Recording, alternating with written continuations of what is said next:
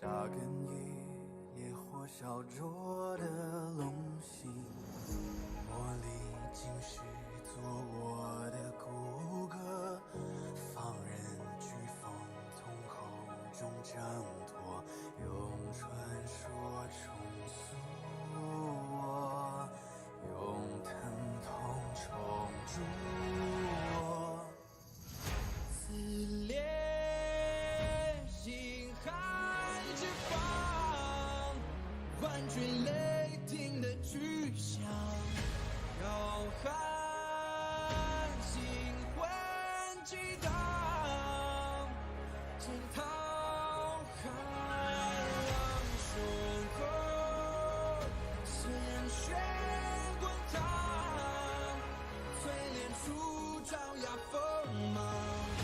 我必身披星光，带领宇宙远之上。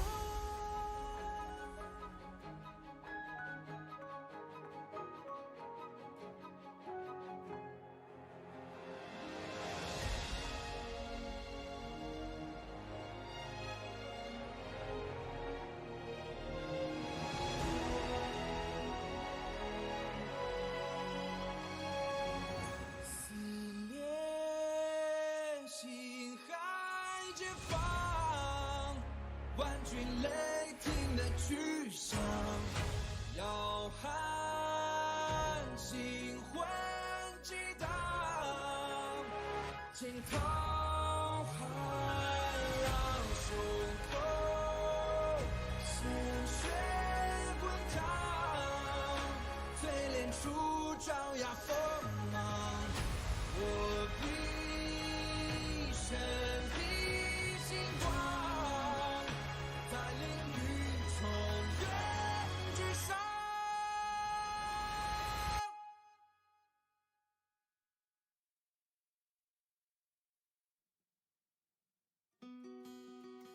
Wrapped in biting wind, hearts will never bleed, frozen and vanished out of greed. In their restless dreams, they try so hard to breathe, pulses flutter and sting within this bleakness.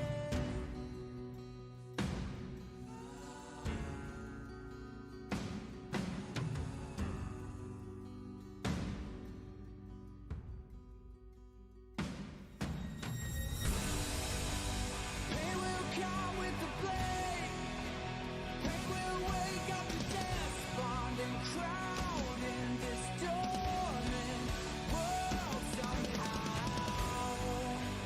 Unsheath the sword not to kill, unsheath the sword to rend those clouds above the ground. Wake up, it's time to gather now. The only warmth remains in hands clasped so tight. The only fire exists in brave hearts. Seasons that refuse to change over the years will find their way back on track.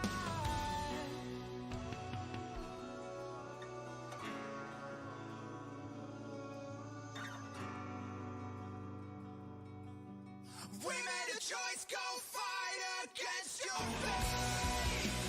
Pain will come with the blade, pain will wake up the despondent crowd in this dormant world somehow. Unsheath the sword not to kill, unsheath the sword to rend those clouds above the ground. Wake up, it's time to gather now.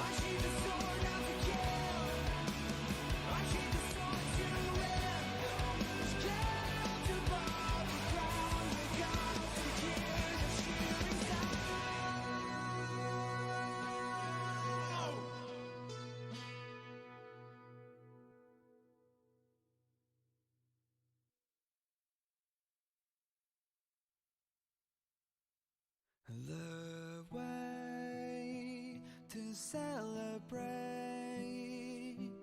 I'll be waiting till we make it. The day to celebrate, I'll be waiting till we make it. Oh,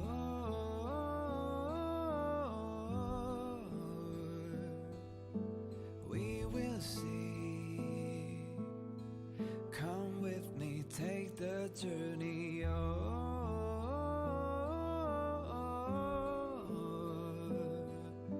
We will see. Come with me, take the journey.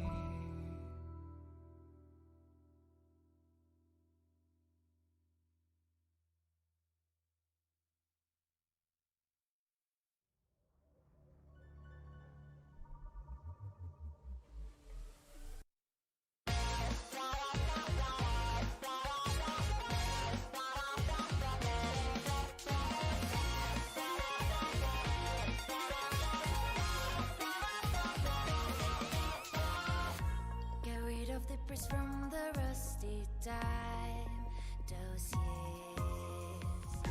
Don't stay in a daze looking for a sign. Start and try. Run across fields of ice, but hidden in starlight. Be well aware of roads we've gone by. Put yesterday's aside, need a future head on. Now trailblazers keep credos in mind. One, stop staying within the lines. Two, we always align. Three, even if we don't get the upper hand, we'll fight for right. Four, never care or for hindsight. Five, let us live tonight. Six, even when there are wills within, we'll go ahead. Get it pulverized.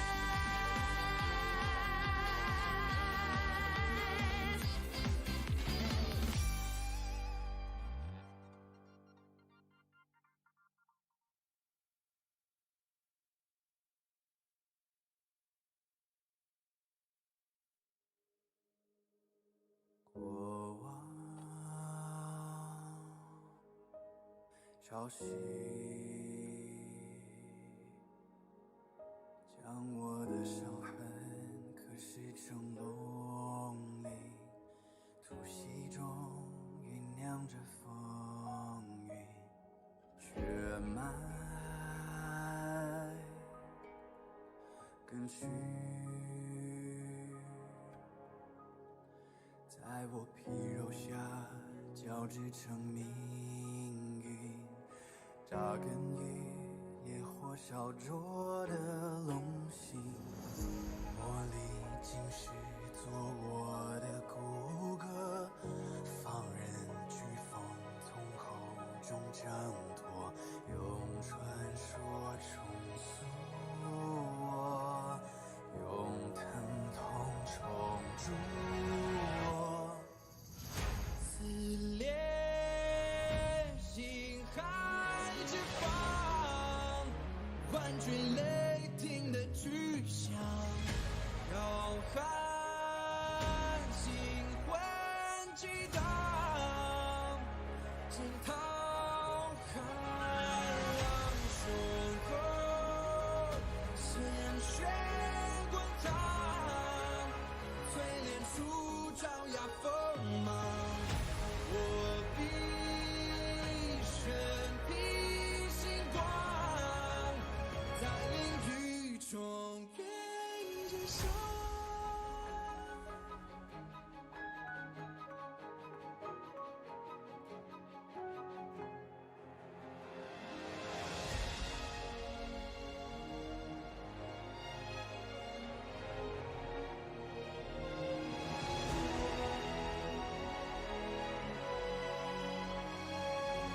撕裂心海之方，万军雷霆的巨响，浩瀚星心痛还让胸口鲜血滚烫，淬炼出张牙锋芒。我毕生披星光，在淋雨冲人之上。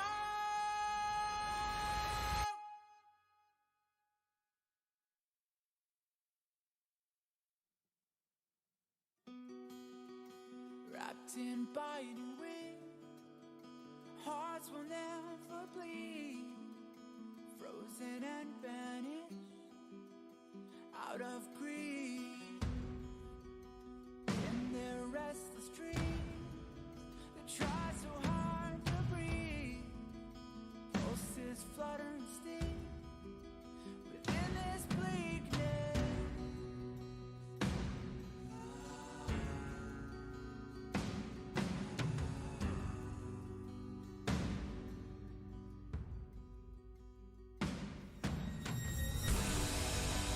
Pain will come with the blade. Pain will wake up to despondent crowd in this dormant world somehow. Unsheath the sword not to kill. Unsheath the sword to rend those clouds above the ground. Wake up, it's time to gather now. The only warmth remains in hands clasped so tight. The only fire exists in brave hearts.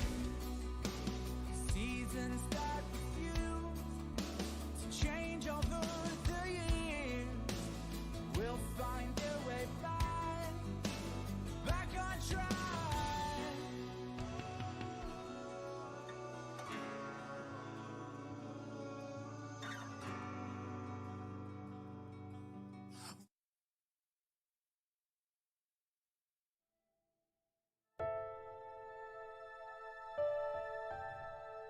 风柔日薄，春犹早。夹山乍着，心情好。睡起觉微寒，梅花鬓上残。故乡何处是？忘了，除非醉。哦，茶点时间到了。不加速，也不推迟死亡，生命总会枯萎。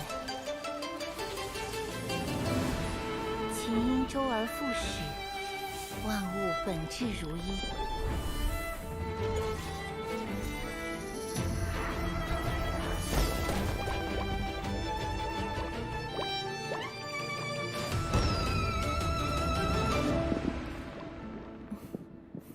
有的时候，等待亦是变化。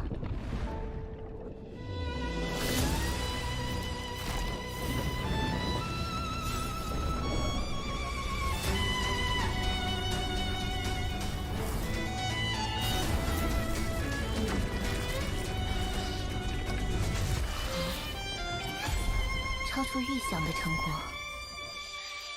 生命里的每一片花瓣，无论何时盛放，都会有被风吹落的那一天。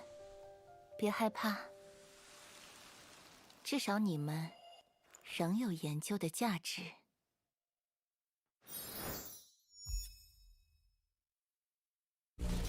biu biu 是我运营的产品，我想通过它和更多不懂分寸的人一起探索世界的边界。正是这些不懂分寸的人，也许他们不被理解，任性、固执，甚至疯狂。就是我。但如果没人去打破边界，谁又能玩透世界呢？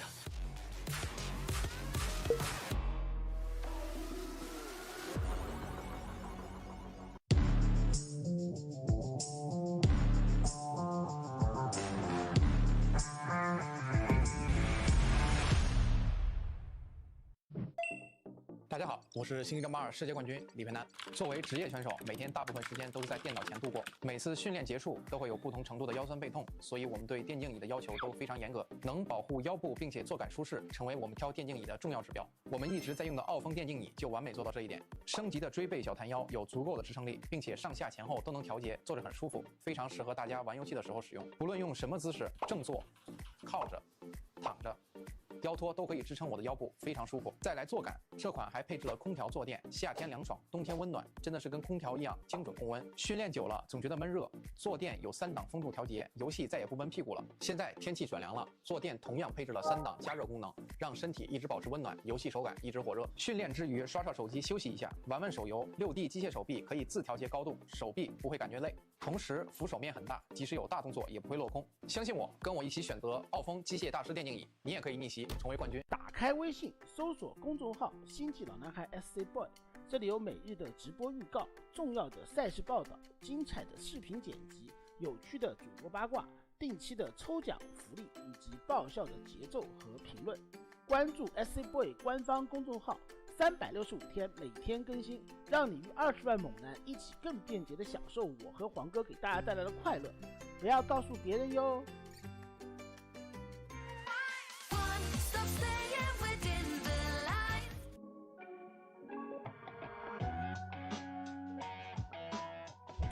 And welcome back, everyone. Welcome back to day number 2 of the Masters Coliseum 7, the group stage. I'm, of course, Show Slight VIP, and with me, I'm joined by the lovely people in chat, by my lovely plushies, and we are ready for a night full of StarCraft. We just wrapped up with day number 1 yesterday. With the first half of round 1, we are here with the second half of round number 1 here. We have quite an array of players as we get ready for our first matchup. We're going to be kicking things off with Beyond versus Shin in a TVZ, followed by Hero versus Bunny, MaxPax versus Firefly, and Clem versus Maru. So 4 best of 3s lie before us. As a reminder, these are going to be best of 3s, not best of 5s. The group stage is a little bit different this time, a little bit different this season. You can see the vetoes just before us, and oh my god, we're just diving on in.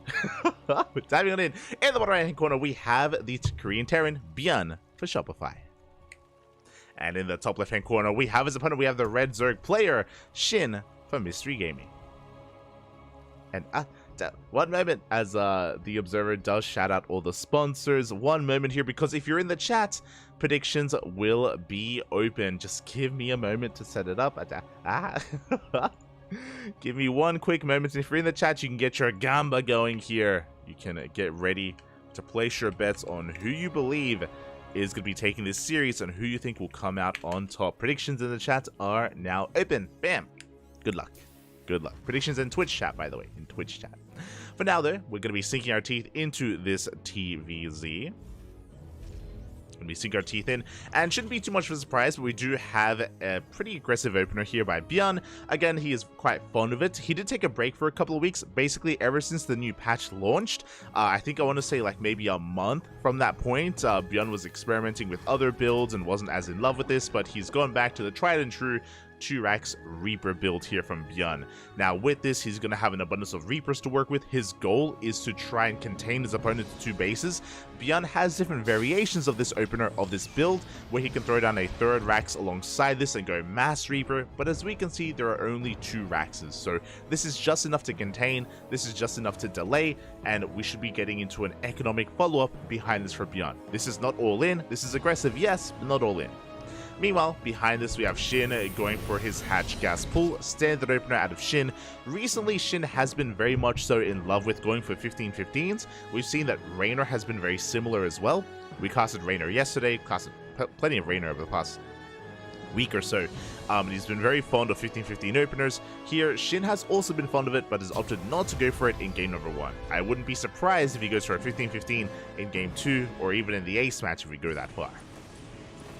Meanwhile, the first couple of Reapers have arrived. The Overlord does scout for Shin, so Shin is fully aware of what's going on. His goal here is to minimize losses. We do already have one drone getting quite a bit of damage done on it, but we should be able to buy some time and wait for that Queen to pop out. Good control so far. We do pull back the weakened drone. We save it, and I spoke too soon as the drone does go down. Good pick off here by Byeon. He wants another. He wants another, but he's going to be forced back and has Bjorn overextended. The Queen gets a lot of damage done. Oh, it's so close. One more shot. Oh no, Master. It looks like we do shut down a Reaper. A big overextension here by Bjorn. This should not have happened. Just got a little bit, flew too close to the sun. Second Reaper does arrive. And to be fair, did lose one Reaper, but he did get one drone kill. And what is more important, I don't see a third. No third base here from Shin. It has been delayed. He's now taking it on the right-hand side, but Bjorn should soon be getting eyes on it. He only has 3 Reapers. Would have been 4, but he has 3, and he has an option to. He has a choice to make there, as he does pull back. Third CC behind this in the factory. Economic opener, economic follow-up out of Bjorn. And there was a bit of a give and take here. Yes, he did kill. It was 2 drones, right? He killed 2 drones in the main base. But he lost the Reaper, he lost the momentum, and he won't be able to delay the third base any longer. And my apologies, sorry. I thought it was 2 drones. It was 1 drone and 1 Ling in the main. So losing a Reaper for that, not quite worth it. And now Shin can expand. Now he can drone. Now he can be free to get into his 3-base economy. Now, the third base of Shin is delayed. Don't get me wrong. It was delayed, but not as much as it should have been with a more conservative approach from Bjorn. So Shin is going to be able to get into his third base a little bit faster than he otherwise would have. And the game is going to settle from here. Now, as we can see, there are different variations that Bjorn typically goes from here. He can go 3cc into a 4-rax. He can go into a 3-rax. It's going to be a 3cc 2-1-1 though. So Bjorn, he's opting to go for a stim timing with medevac. Stim is going to finish. I believe we can squeeze out a couple of Hellions with this. We'll see if we do, or if we... Nah, it looks like an add-on swap. Yeah, there we go. Going for the add-on swap, not for Hellions first. And we'll be going for those medevacs. Basically, when the 2 medevacs hit the field, then Bjorn can push out. Until then, Shin has map control. Until Bjorn has his medevacs, Shin is free to drone and spread as much creep as possible. And with that control, he's made a choice. Shin is going for a Roach Warren. Okay. Roach Warren is on the way here for Shin. He is a bit of a Roach boy, and Roaches can do quite well on this map specifically. I didn't really get to talk much about it, but this map is hard-led. Shortest rush distance map in the map pool. Very short rush distance, very small map in general. It does lead to a lot of aggressive styles, aggressive play, and Roaches have a big power spike when we do get into 1-1.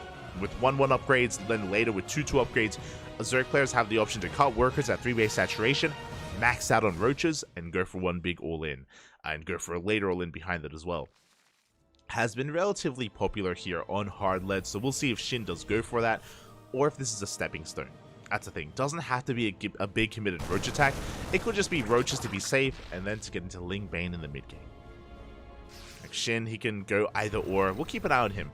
The first big tell is that he only made 1 Evo Chamber. Only 1 Evo Chamber there from Shin, not 2, so he's not going for a 1-1 timing. This could even be for Carapace to eventually get into Ling Bane. My eyes are still on Shin. Meanwhile, double drop getting across the map, dipping into the main base, but we've had plenty of time to prepare. The creep is looking decent. We have Lings in position. Ooh, but Bjorn does find a way in, but there are Roaches lying in wait. Again, Shin, he's ready for drop play. Now, as we mentioned, 1 Evo Chamber. Only 1 Evo Chamber. We can see the upgrade. It's Carapace, which does lead me to believe that we do want to transition out of Roaches and into Ling Bane as the game goes further. Again, Carapace is a really good upgrade against Bios specifically. It helps the Roaches, helps the Ling Bane. Ooh, a lot of creep is going to get shut down. That was a lot of tumors. Very nice pick up there by Bjorn. Does end up getting a lot of tumors. From here, we do have that second Evo Chamber on the way, so we'll see if we commit into range or melee. We'll get a better idea of how Shin wants to approach this. Infestation Bit, very fast Infestation Bit does get thrown down here. That can help. And there it is. Range has been researched, not melee, so we are committing to 1-1. This is a little bit wonky, is what I will say. The faster Carapace makes sense against Bio, just because Carapace applies to every single Marine shot, and Marines have a high rate of fire, so again, Carapace is ideal against this. But +1 range means that we can opt to cut workers. We won't be, though, because of the Infestation Bit. And there it is. There's that Baneliness that we spoke about. So it is just Roaches into Ling Bane. We are investing into +1 range for now, but that's, again, just a stepping stone here for Shin to get into a longer game instead. With a fast Infestation Bit, that means a fast Hive, that means fast Adrenal, and fast Vipers as well. Now, we also have another choice to make here for Shin. Because he's still making +1 range, we could actually try to bypass Ling Bane and go into Hydra Lurker with Hive Tech. Like, that is possible. That is another availability here for Shin. Until then, though, the drop play is still continuing. So far, Beyond hasn't achieved much. Rocks are being knocked down. Shin, he is getting ready for his own push at this third base. We've droned up to 80, though. That's a hefty worker count here for Shin. He can support himself. Is going to be applying some pressure. Does pick up a couple of depots here and there. Again, Shin, he isn't looking to commit yet. He is poking and prodding. Getting 2 depots, does pull back. At the same time, double drop slipping into the third base, slipping into the natural. But again, still hasn't really achieved too much. So far, Shin doing a great job at splitting up his army. And there it is, +1 melee is in production. So again, we are working towards that Ling Bane Roach Ravager. The Roach Ravager is going to become more of a supportive unit, where you can pick off things like Widow Mines, Liberators, tanks, force some control out of your opponent, and the main bulk is going to be Ling Bane. The Hive is done, and there it is, Adrenal is on the way. Ooh, and we are going into Ultras. Interesting choice. I believe, unfortunately for Shin, it's going to get scouted. The double drop, I believe, is right over that Ultra Cavern, so we will get eyes on it. We are fully aware of what is going on. Another double drop coming in towards the main base, dragging away the attention of Shin. So far, Shin able to split up. And again, what's important is that Shin, he's already at an ideal worker count. He could still do with some more drones. He's at 76 at the moment, as he has been morphing in a lot of stack defense and a lot of tech. Meanwhile, Beyond just fortifying himself up on these 3 bases. He himself is maxing out. Shin looking to trade. Gets a sensor tower, the would-be sensor tower. Not bad. Getting a couple of pickups here and there. We're just waiting for these upgrades to kick in. Bearing in mind that Shin's upgrades are quite wonky here. As we mentioned before, because he invested into range, that means the melee upgrades are delayed. This also means that... Oh, the Vipers come in for a yoink! Oh! Very nice cleanup here. Very elegant from Shin. Does take down that drop. But the upgrades are a little bit wonky just because the Ultras as well are also going to be lacking some of those upgrades because of the prioritization of range. That is something to bear in mind, something that can impact this game. But now we have +2 melee on the way here for Shin. Is just spreading out his creep. So far, he has minimized his losses. That's a bit of a scary thing here, is that Beyond hasn't really touched the economy of Shin. I do think that Shin's economy could be a little bit better. Beyond, he's up to 92 workers. TY, is that you? Oh my god. 92 SVs plus mules on top of that. Beyond is just now establishing his 4th, working on his 5th base. Now, when it comes to this kind of setup here on hard lead, it can be quite difficult to push into the 4-base setup. But once we take the 5th, then Beyond is going to be exposing himself. He's going to be spreading himself thin, and that's going to be the opportunity that Shin is looking for. Here we go. Ling Bane going to be rolling into the mineral line. Beyond late to pull away those SCVs, by the way. Yeah, workers are going to be going down. Big connections there. 13 SCVs fall. 14 SCVs at the same time. Double drop slips into the natural. Ooh, Shin doesn't have much back at home. But it looks like his reinforcements are going to be enough. He does hold on. He kills 14 SCVs, and he also deflects his push. And you can see Beyond supply blocked. He has a bank, he has resources, but he cannot spend it. He lost depots, he lost CCs, he lost quite a lot there. And Beyond is having a hard time rebuilding. Yeah, you can see him throw down 7 depots. Ay, ay, ay. Not like this. And with this, Shin is going to be the first to max out. And Shin, he can push out before Beyond can prepare. Beyond is very vulnerable at the moment. He's working on 3-3, working on Ghost production. But I am concerned. The Wiles! Ooh, not quite. They don't connect. They don't need to as the medevac gets cleaned up now. When it comes to Beyond's position, yes, he isn't a really rough one. That is true. But you can see how entrenched he is. He has a tank line. He has missile turrets. He has Liberators as well to support himself. It is still going to be difficult for Shin to push in. If Beyond pushed onto creep, Shin would have a much easier time. But trying to push into these siege lines with Sim City, this is going to be Beyond at his best. Beyond, he wants to fight with the defender's advantage, and Shin is going to give it to him. Now, the difference here, though, is that Shin has Vipers, and Vipers with Blinding Clouds, they can render a lot of these tanks inert. They can shut down a lot of the defensive bonus or the defensive capabilities that Beyond does have. So we'll see if the Vipers can get close enough. We'll see if they get sniped or EMP'd. There's going to be a dance between the Ghosts and the Vipers, and that could make or break the fight here for Shin, for Beyond as well. See the Vipers being very careful. Ooh, the EMPs, they barely do graze one of them. Blinding Cloud's going to be thrown down, and it looks like the EPs were not enough. 3 tanks do get covered, and the planetary falls. Not the SCVs, though.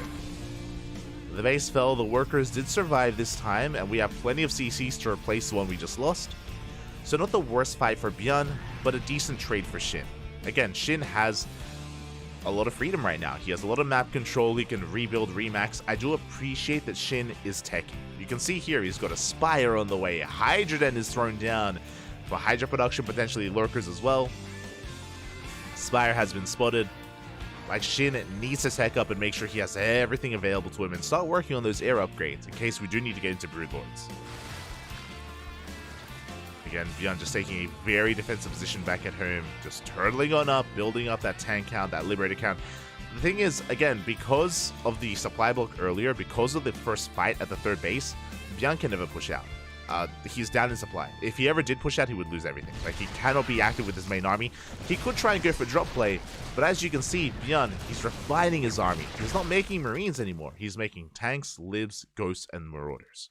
Like, Byeon, he's producing quite a hefty army, and he doesn't have as much mobility as he did previously. That's why the drop play ended. On top of that, the drop play wasn't doing any damage. Remember, Byeon, he lost 4 medevacs, and he barely touched any of the drones of Shin. Shin's defense was just too good, and Byeon couldn't find any damage.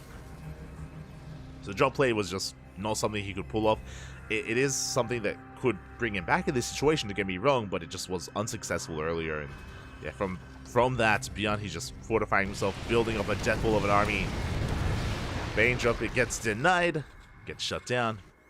Shin has remaxed once again. Oh my god, that's a lot of turrets, a lot of sensor towers, a lot of SimCity. We're going in anyway. Show us the blinding clouds. Do cover the tanks. The tanks are covered. Bailings, they do pull back. We don't waste them. Good control here out of Shin. Almost called him Ragnarok, okay. But good control. Does pull back. Gets 7 SCVs and didn't lose many Banelings. Meanwhile, there's the tech. Meanwhile, Byeon is taking up into the ideal late game Terran army. If you're curious what that is, that's mech with ghosts. That's tanks, lib, tank lib Thor with ghosts sprinkled in as well. That's what we're working on. We have Blue Flame on the way. We have advanced servos. We have the server upgrade on the way. We have all the upgrades for mech in production here. We are transitioning into that style. This is kind of the end game for Terran in TVZ. Now, what's important here as we are entering the late game is that Shin is taking some of the bases of Byeon. Very important to do so. The reality is that Byeon's army is more efficient, and ideally, Byeon wants to be on even bases, wants to cut the map in half. The Zerg player needs an extra base. Just because of how inefficiently they trade, they will need an extra base to keep up with the efficiency of the Terran. And Byeon is trying to get these bases, but he doesn't have them yet. Nice snipes here from Byeon.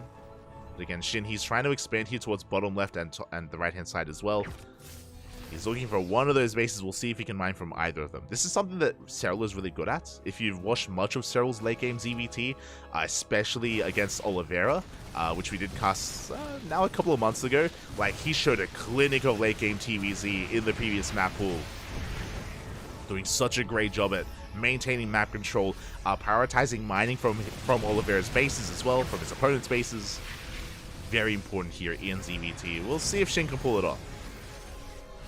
Because even though it looks like Byeon has been on the receiving end, and he has been, like, the defender for the past almost 10 minutes, the reality is that if Byeon can slowly establish another base, then, I mean, he's going to be looking in a really good position. Like, he's been defending this entire time, and you can see that suddenly these defenses are turning into the offenses. Suddenly, Byeon is encroaching upon the bases of Shin, and once he does, he's not going to stop, and he's going to be difficult to slow down. Ravager's going to be thrown away. To be fair, Ravagers, they're dead supply at the moment. We want to get rid of them. We want to refine our army. There we go. Corruptors are on the way for Broodlords. You can see how close Byeon is to the mining bases here of Shin, but he does get surrounded. A couple of ghosts get caught out. A Thor as well. A bit of an overextension here from Byeon. He bleeds out quite a bit. But you can see how much pressure Shin is feeling. And even though Shin has the bottom left-hand hatchery, he's not mining. He's not mining from it, which is worrisome. It means that that base is still fresh, and that means that Byeon can still take that base as well. Meanwhile, Shin, he's trying to work towards Broodlords, but the reality is I think he only has one. Okay, now he's got 2 Spires. He's working on 1-1. but only 1-1. He's got 0-0 broods for the time being. He still has to work even further to upgrade them. Ultra's going to be going down. Bottom left hatchery is falling. That's what I was worried about. Shin is cut off from this location, and Byun will get a fresh base. Shin wasn't able to mine from it. Likewise, the base on the right-hand side as well wasn't mined from either from Shin. So Shin, he is very quickly losing control of the map. We saw how much control he once had for the first 15 minutes of the game, but didn't fully take advantage of that. And now Byun, suddenly things are swinging in his favor. I would actually give Byun the lead at the moment. Like, there are Broodlords. I believe that's 10 Broodlords for Shin, which is nice, but they're 1-0 Broodlords. Like, they don't really have a lot of upgrades, which means these Thors and Ghosts, they can have their way with them. You know, at the same time, Ling Bane gonna be rolling on it. We do catch a drop here. A lot of Marauders gonna go down, but we want to lose those Marauders. Want to replace them with Thors. One Infestor goes down for a tank. You can see on the production tab, as Byun throws away his Marauders, we have Thor, Hellbat, and Ghost on the way. Again, just refining the army even further. Getting out of bio, getting into mech. Liberators are moving out. Byun still yet to establish bottom left, but there we go. He is now floating over. He is on the way.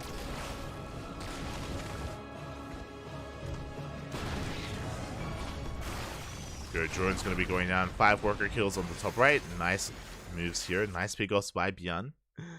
We do see +2 now on the way for the air army of Shin. He's working on +2 range. Still not +2 carapace. Again, without well upgraded Broodlords, like, they are still not ideal. We have a good amount of them though. There's still a lot of potential. We have Neural being researched for those Infestors to take control of the Thors, even the Liberators. Liv's going to be sieging up. A bit of an overextension out of Byun. We'll lose 2 Liberators. Good pickups. Likewise, Broodlords do push on forward, and they try to pick up whatever they can. They're going to get not much. They get anything, actually. We get the Broodlords. They do edge ever closer. Ling Bane coming in to support. Byun, he's just biding his time, waiting for another wave of reinforcements. Planetary is going to be going down. Byun, does he see an opportunity? Up. Liv's going to be sieging. We get a couple of yoinks in. Nice snipe from Byun. Gets the Viper. Bailings, they crash into the Hellbats mainly. Hellbats do go down. Oh, you can see Byun looking for a dive. He gets all the Bailings. Nice trades here from Byun. Trading out Thor health for Bailings. He does lose a Thor, though. That was not meant to happen. A bit of a rough trade for Byun losing that Thor. Yeah, you can see him shake his head for a moment there. The Broodlord count getting higher. +2 attack has finished for the Broodlords who do pick up a tank. Broodlords, they do take a lot of damage. You have to back off. You have to regenerate that health. Get some transfuse in. Oof. The Ghost does get picked up. The Thors are getting stuck. Good control here from Byun. Picks up some of these Thors. We'll lose one. We'll lose another Ghost. Is that 2, 3 Ghosts going down? We're committing, by the way. Ling Bane going to be rolling into support. Thors do focus down as many of these Broodlords as they can. The Banelings, they get into the mineral line. And the Banelings, they crash into those SCVs. They chase down the Thors. Sorry, they chase down the Ghosts. And we're going to trade decently here. Both players dropping in supply. It's going to be about who can remax first, though. Reinforcements are on the way. The Thors, the Ghosts, they survived. Oh, the snipes. Yeah, big snipes going off. After that fight, 4 Broodlords made it out. And we did kill 17 SCVs, that is true. We killed 16 Broodlords. Oh my god. But Shin is remaxing. Byun lost his defensive position there. He has to rebuild. He's muling his heart out. Rebuilding more of those Broodlords. Again, it was a really rough start of the fight. It started with Byun getting stuck on himself, stuck on those Thors. And now Shin is going for bottom left. He's going for the planetary. Yeah, Byun is out of position. This base should go down. They roll in, they get into the mineral line, and they will take down every single SCV and the planetary as well. A big pick up here from Shin. This is the most important mining base for Byun. He has to keep this. He has to get it back up and running. Goes for a scan. confirms that there's no mining on the top right, or center right even, which is good for Bjorn. Alex, they come back in, and Bjorn, he's being spread thin. This is the moment. This is the moment that Shin has needed. He's pulling Bjorn apart. Getting another couple of SCVs, denying more mining time. Now, Bjorn, he has had a hard time remaxing, but he's almost there. He's almost remaxed. Meanwhile, Shin burned through his mineral bank. He has a gas bank, that is true. He's got 2,000 gas, but again, not as much minerals. He has to be careful with how he does trade. More infestors are on the way.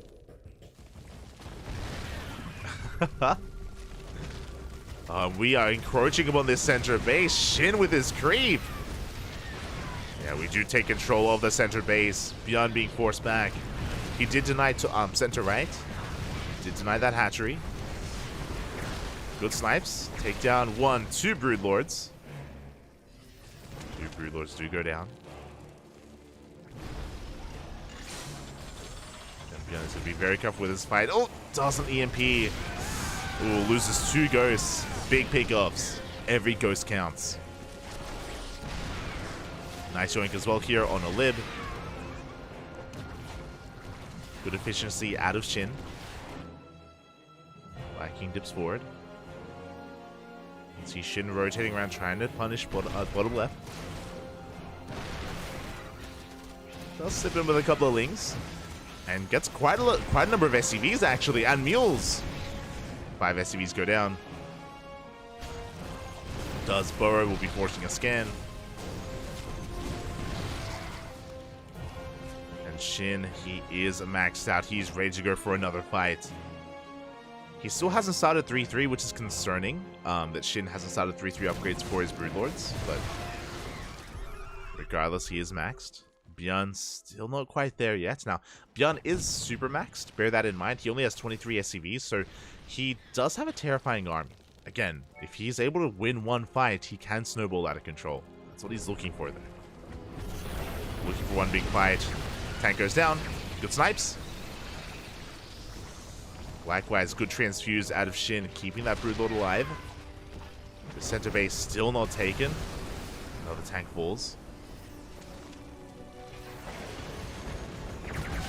The ghost looking a bit exposed. One ghost does get picked off.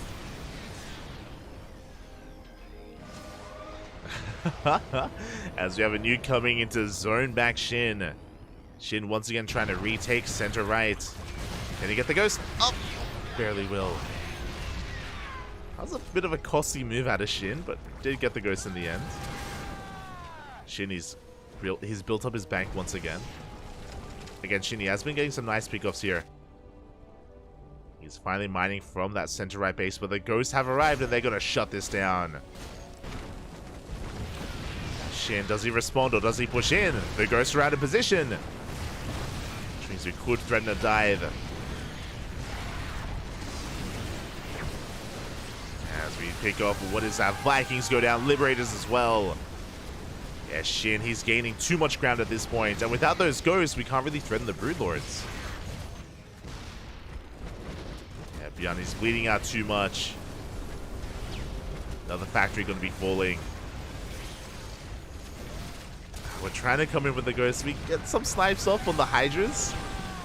There we go. Reinforcements going to be coming in. Oh, nice fungal. Good fungals here on the Thors. We lock them down, and here we go. Shin, he pulls the trigger. Bit of an overextension. Did pull into tank range. Snipes, they shave off a lot of those overseers. But then, again, you can see Shin, he's starving Bjorn out here. Denying the center base, denying the center right base as well. Those are the bases that I was concerned that Bjorn would take, and then Shin would just lose control of this game, but no. He has that hatchery. He has that base. He's mining from it as well. He's taking some of the resources from Bjorn. And he's denying the center base as well. Constantly run-bys here. Bjorn down to 21 SCVs. Now, to be fair, he doesn't need a lot of workers. He's relying a lot on mules. But he needs economy. That's something that he can't get away without.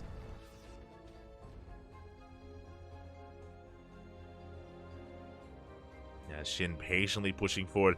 Bjorn rotates everything to the right-hand side, by the way, which means he exposes himself. Yeah, this center location is so much more vulnerable, and we're pushing in. Shinny realizes that Bjorn, he's not here. gets out of position. We take down some of these factories. We're camping the production. Does overextend with some of those infestors. 2 infestors go down. Nice snipes coming in from Bjorn. A decent fight. But Shin is rebuilding those infestors. 4 more infestors on the way. Shin is going to be rotating over towards the right-hand side. And Bjorn, he just cannot rebuild. He just cannot sustain these losses. Nice snipes, though. Gets 3 broods. Again, these are some good moments for Bjorn, but he needed these earlier. And the reality is that because he's lost so much already, he can't really contest these bases. He can't really expand. He's trying, but he's struggling. It's a numbers game at this point. It's a game of economy.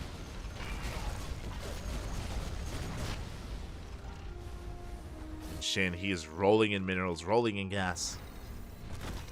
You can see the mule hammer here from Bjorn. Finally, he takes center right, but I don't think he can get it up and running. Shin, he's getting ready for his push. Oh, the EMP! Let's go! The dark move. Neural's the ghost. EMP's the ghost of Bjorn. And now we go for the dive. There was a big EMP on those infestors, but we have a Neural on the Thor. We roll on in. We shut down the Hellbats. Shut down most of the ghosts as well. And the Thors are going to be able to hold strong, actually. Shin overextending here. He has to get the hell out of here with these Corruptors. Oof. There's a lot of Corruptors there in that fight. So Bjorn, he does come out of that fight looking a little bit better, but Shin can remax. He's remaxing on Ling Hydra. We have Broodlords on the way, and this is all that Bjorn has left. He's got a handful of Thors remaining. Let's go, what? 4 Thors, 3 Ghosts, a couple of tanks. Shin is going to be coming in again with an overwhelming army. And this next fight, I don't know how Bjorn holds on. See if he can pull off a miracle here as Broodlords, they do slip in. Tanks going to be going down. The Ghosts, they get caught out as well. And the Leagues, they just overwhelm the ground army. GG gets caught. There was just nothing else left. And Shin takes game number 1. Whew. GG. Shin, papi. Does take the first game here. This was a pretty interesting game as well. From the beginning, things were looking a little bit off. Again, remember, Bjorn did lose his first Reaper at the start of the game. Did mean that Shin had a stronger start. And we saw that even though Bjorn was working towards a 3cc 2-on-1 opener, the 2-on-1 didn't do anything. We spoke about it. We mentioned it, how the drop play from Bjorn was not very successful. We saw that Shin was keeping up at every turn with the movements, with the positioning. Even when Bjorn had four medics on the map, he had a drop on the right hand side, he had a double drop on the left hand side. Bjorn was trying to pull Shin apart, but he couldn't. He was unable to, and after Shin was able to successfully drone up to 80, he had map control. We saw that Bjorn was able to also successfully max out as well with his mech army, but Shin did do a good job at just making sure that Bjorn didn't get out of control. There was some really key moments when Shin broke the center base and when he broke the left-hand base as well. That was when he killed 36 SCVs. Like, those 2 moments were huge for Shin, for him to be able to deny the mining. Those moments shouldn't have happened. Like, it was on Bjorn to fortify, especially that center location, hold on to it, and use that as a staging ground. As soon as Bjorn lost that center base, the dominoes started falling. They started falling in favor of Shin. And with that, Shin does take the first game. But that was merely game 1, and it's a best of 3. We're going to be getting into game number 2 on Alcyone. You can see the vetoes here. The vetoes of Radisson Station, Equilibrium, Site Delta, Hecate, Oceanborn, Solaris. Here we go.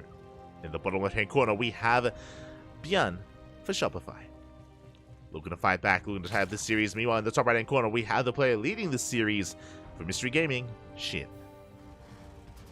Here we go.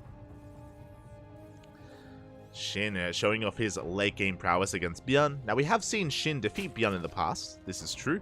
But coming into this, I would say that Bjorn was the favored player.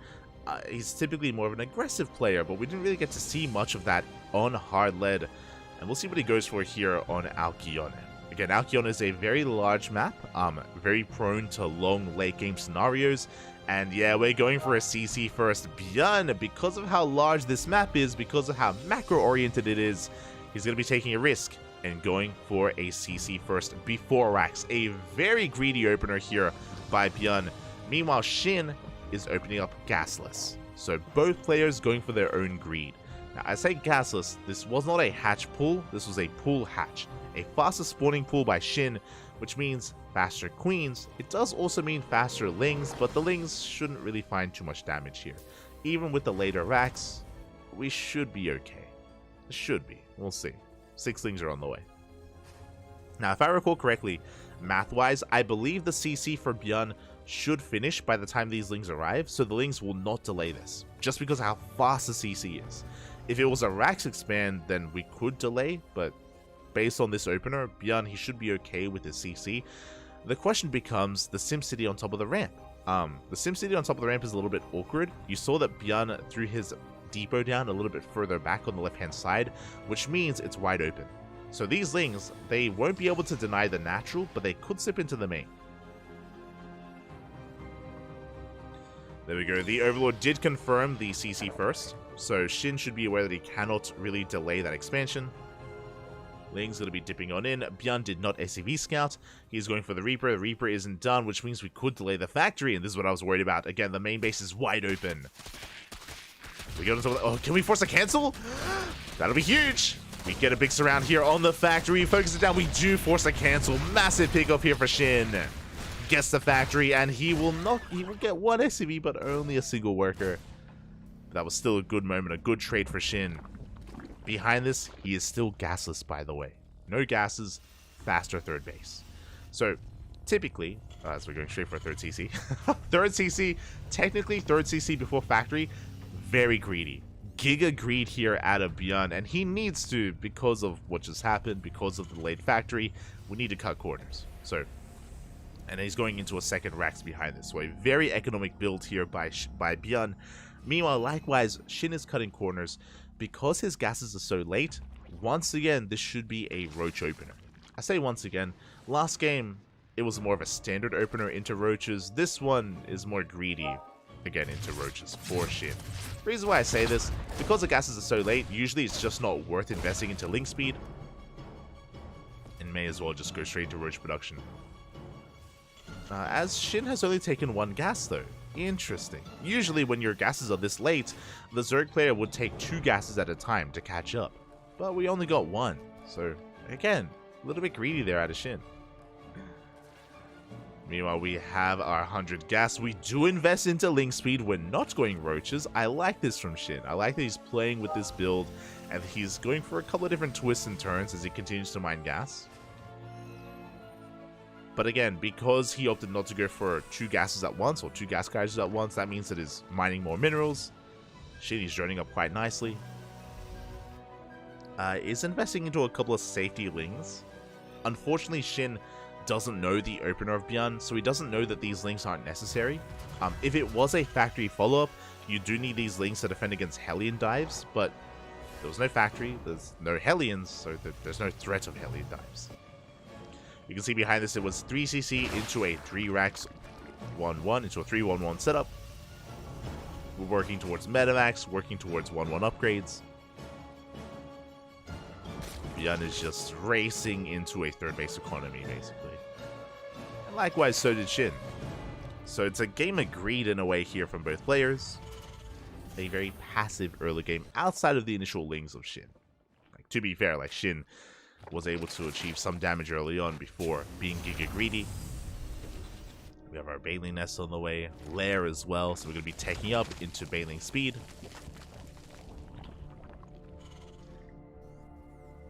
Interesting choice.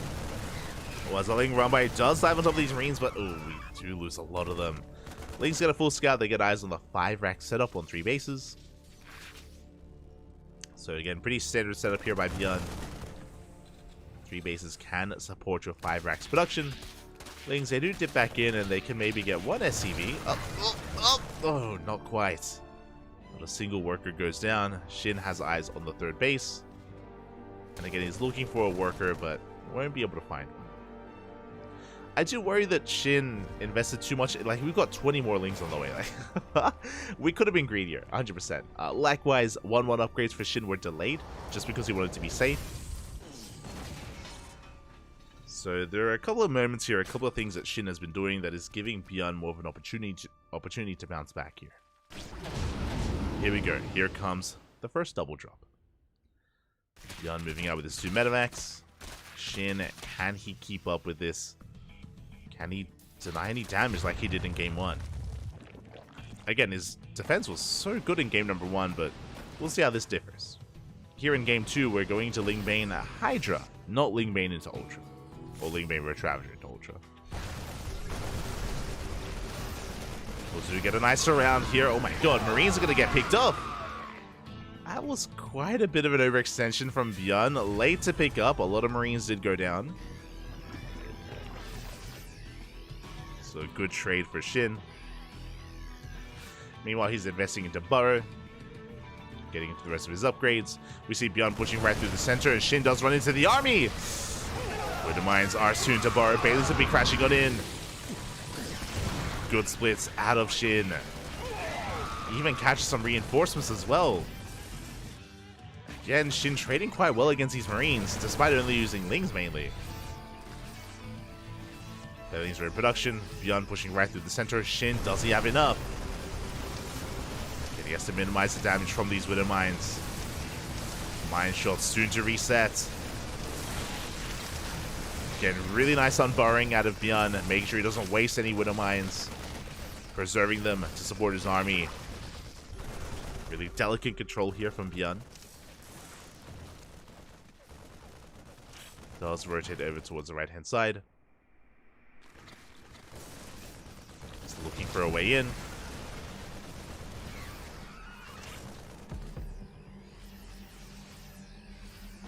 Two-two's on the way, and Byeon is taking his 4th base on location, so Byeon isn't committing. Shin was hoping he would. You can see Shin lying in wait there on top of the ramp, waiting for Byeon to push in, but did not quite happen. With that, Shin, he regains control of this area of the map, cleans up the Widow Mines, and respreads all that creep. A good cleanup here from Shin. Did make sure not to overreact. Still building up his upgrades, working on Hydra speed. Droning up to 80 at this point as well. Solid economy for Shin.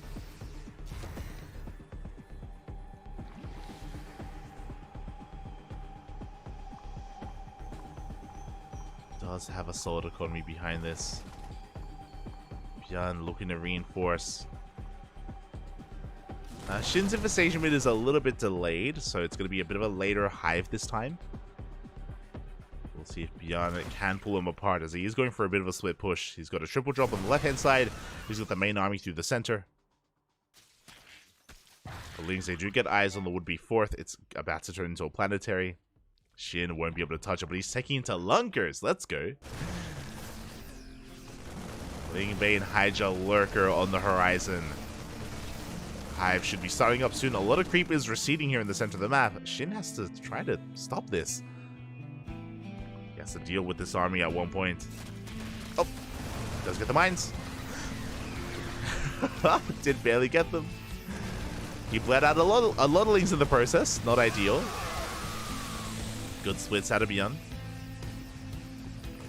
There we go. He is pushing on the right. Maneuvering towards that base of Shin. The 4th even. You can see how careful Byeon is being. Make sure he doesn't push too far into creep. He's got Widow Mines behind this. Pre-spreading his army.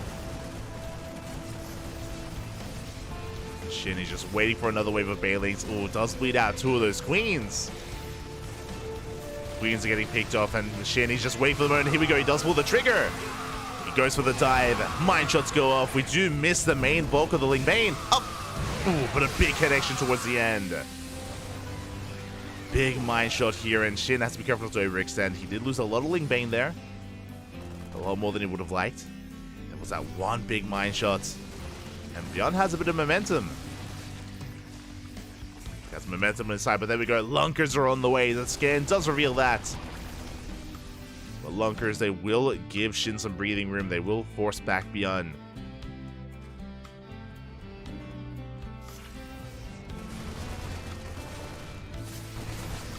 Other lurkers are exposed! Oh my god.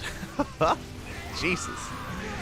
Lurkers barely did escape in time. They did pull away, thankfully.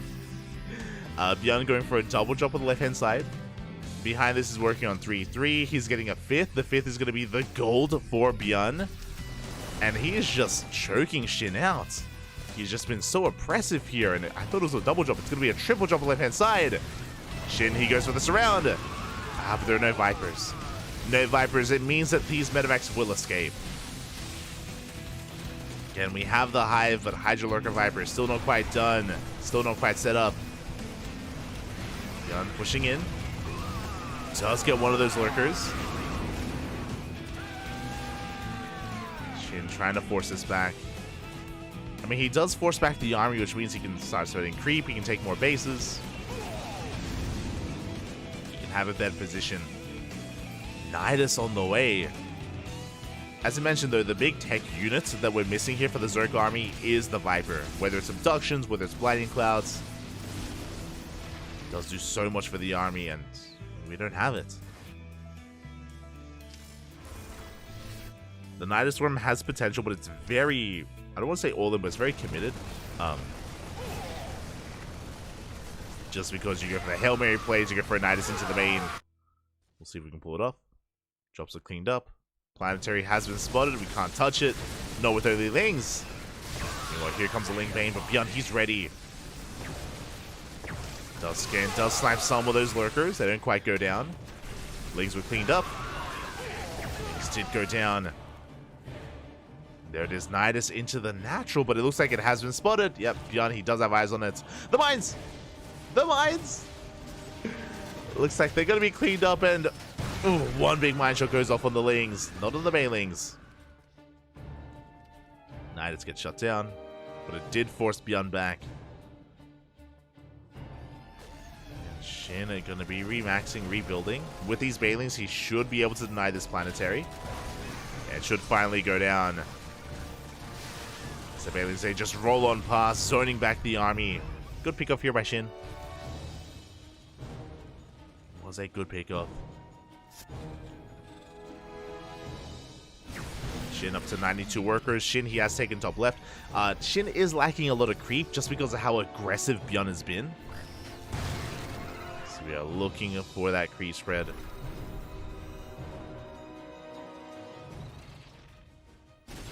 Trying to work on it. We catch some ghosts.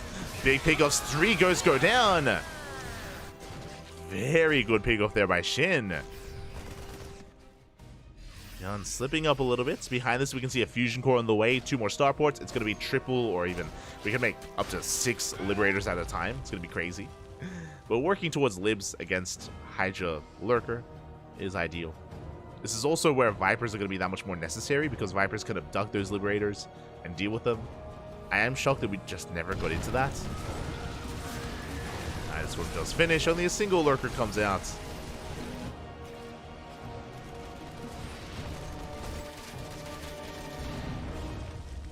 It is dealt with. Main army once again pushing through the center, but we're a little bit disjointed here. Lurker gets picked off. Shin waiting for his reinforcements, amassing his army. Oh, the Infestor, no! The Infestor, it's gonna go down. Shin just bleeding out a bit too much here.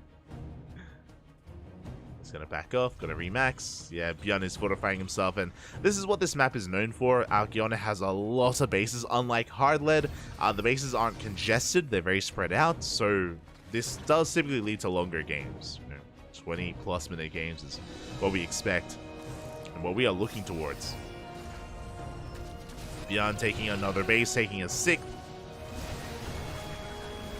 Shin now falling behind when it comes to the quality of his army. Like, Ling Bane Hydra can do well trading, but the longer this goes on, the more it falls off. Yeah, big snipes here on those Lurkers. You see the Bjorn's under no real threat of a surround. Coming in on the left, and Shin's kind of being pulled apart, and again, he's stuck with a subpar army.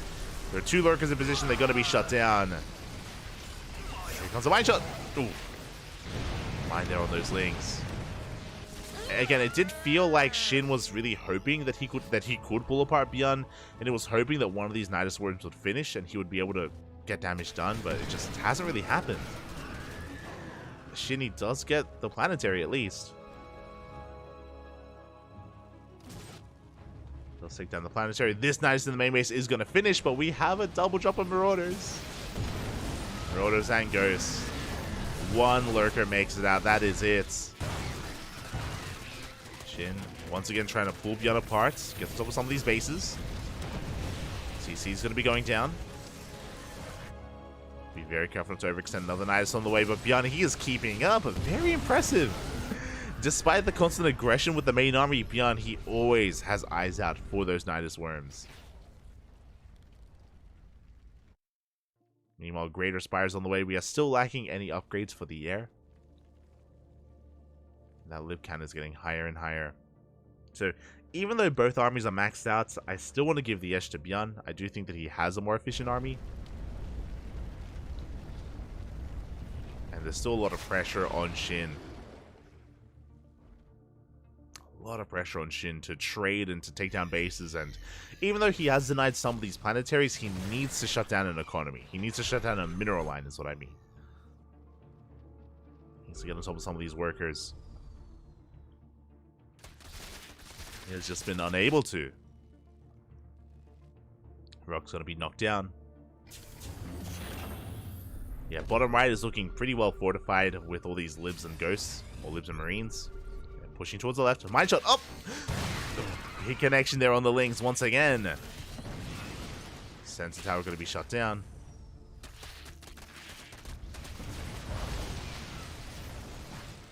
And Widow Mines are in position. Pushing in is just not really an option for Shin. Not right now. I'm loving the trap here with those Barred Bailings. There's potential, definitely. You can see +1 air attack on the way, and there it is. We have 14 Corruptors from Shin. He is going to be remaxing here with Corruptors eventually into Broodlords. I believe the Greater Spire is done. Second Spire is on the way for double upgrades.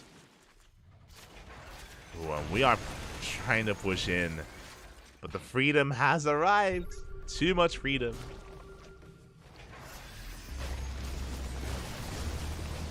Gun pushing forward. Looking for another snipe if possible. Again, just really careful control. Now, Shin is taking top left, which is important. Arguably one of Bjorn's bases. But likewise, Bjorn should be taking bottom right. There we go. A couple of these Liberators being exposed. Some of them will get picked up. These connections on those Hellbats. We get 2 Libs. We get a 3rd Liberator as well. Not a bad trade from Shin. We're just hammering down Liberator production. More CCs in production as well. 5 orbitals on the way. That's a lot of orbitals. So basically, with all those orbitals, we're going to be getting rid of SCVs. We do get a good bungle, actually. We catch 3 ghosts. Oh my god. Expensive losses for Bjorn. Losing 3 ghosts in the center. And there it is. Broodlords are finally on the way. Okay, they don't have the best upgrades, but they're in production. Bjorn has spotted them. Gonna be ignoring them. Clearing up whatever creep he can towards the top left. He is being cleaned up there, and the Broodlords are pushing. The Ghosts out of position, by the way. Yeah, the Ghosts are not where they need to be. Ghosts are bleeding out. Expensive losses for Bjorn. And the Broodlords, they reign supreme here towards the south. Yeah, Bjorn was just not ready for them, and the Broodlords are going to deny the gold. Yeah, the gold base does go down. Did see it there on the mini-map. Another CC as well. Now, this should be dragging the attention of the Ghosts. I believe we saw a couple of them peeled off, but that is also why Lings are coming in to reinforce. Yeah, you can see Shin rotating over as well. He wants his space, and again, Bjorn not where he needs to be. Oh, the Hydras, the move command! Ah, oh god. Oh, this is dangerous. Shin, he bled out a lot rotating over. Almost losing an Infestor. Good EMP. These mines are going to be going down.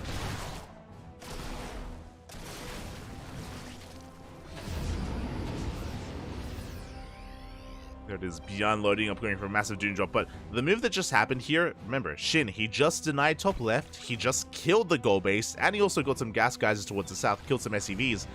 Bjorn is hurting. You can see Bjorn, he's burned through his bank. His bank is gone at this point. Oh god, the brutes, they come in once again. Getting a couple of workers. Doom Drop here towards the left-hand side. Shin doesn't have much in position though. He has to respond. He has to respond towards top left, otherwise he will lose that base. A little bit preoccupied though. Ooh. Good snipes out of Bjorn. Does pick up some of these broods. No fear though as the broods, they do push forward once again. Yeah, but here comes that drop towards the left-hand side, and Shin, he doesn't have enough there. He will lose this base. He had time to react, but opted not to. Now, what's scary here is that this base is going to fall, and we could push towards another.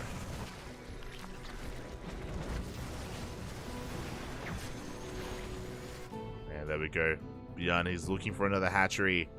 We have some Ling Bane in position here to defend. There we go. The Hydras, they do rotate over. We will hold on. Shin did lose a hatchery. But at the same time, though, as he lost top left, he's taking bottom right. So Shin, he is up a base. Center left was just taken by Bjorn. I believe, yeah, that's his 7th CC. 7th base was taken. Decent fungal here on some of the ghosts. The Broodlords, they try to follow up. Oof, but a lot of Broodlords are being sniped. Yeah, big snipes here from Bjorn. Brood's trying to threaten this. Viper's coming in as well, going for some yoinks. Good yoinks out of Shin. Bjorn, once again, he comes in towards the top side of the map. He takes down a base. Shin just leaving that so exposed, but doesn't matter. He's committing. Shin, he just foregoes top left. Does lose 2 bases. Does lose his workers. But Shin, he's trying to make it worth it. He's trying to shut down bottom right. It looks like he will. The dance with the broods was good enough. And this planetary is going to be going down. Well, here come the reinforcements. Up! And she roll in. And the Broodlord's looking a little bit exposed. Decent fungal. But better EMPs. Broodlord's trying desperately here to kite away. Things are on the way. They're coming in. And we did reset the lib count and the medevac count as well. More broods in production. Shin still somewhat has a bank to work with. Now what's worrisome here is that Shin hasn't really denied much mining. He had a good fight. He traded well with the army, but Bjorn does have a fresh mining base now. And he retook his gold.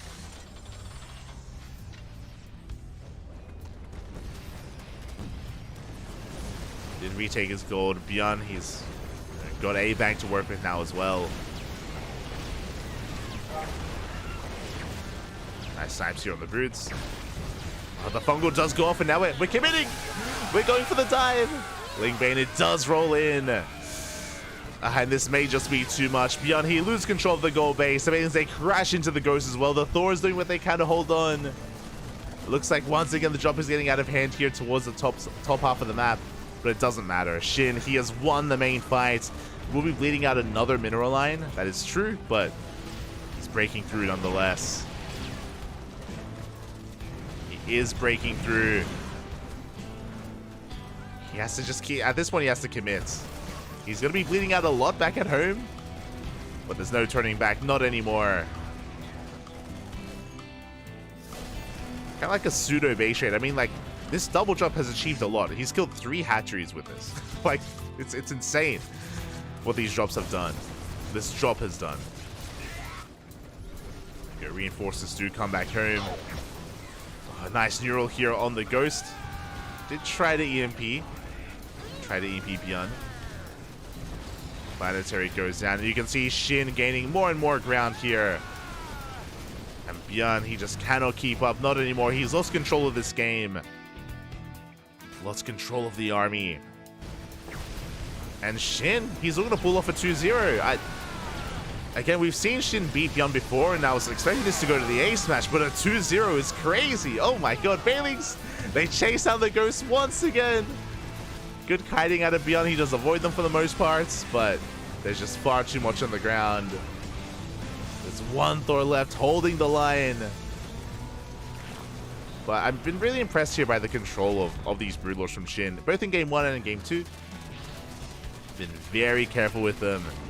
Very careful with their movements. We've seen multiple times this series, not just in game 2, but this entire series, where he does take advantage of the movements of Bjorn, able to pull them apart left and right, find these openings, find these opportunities. A big reason why Shin broke bottom right was because Bjorn was focusing on the top left and did have a lot of his army there. Big snipes! Oh my god. Massive snipes on the army, but it looks like we just, numbers-wise, it just is not enough. Shinny collapses on the army.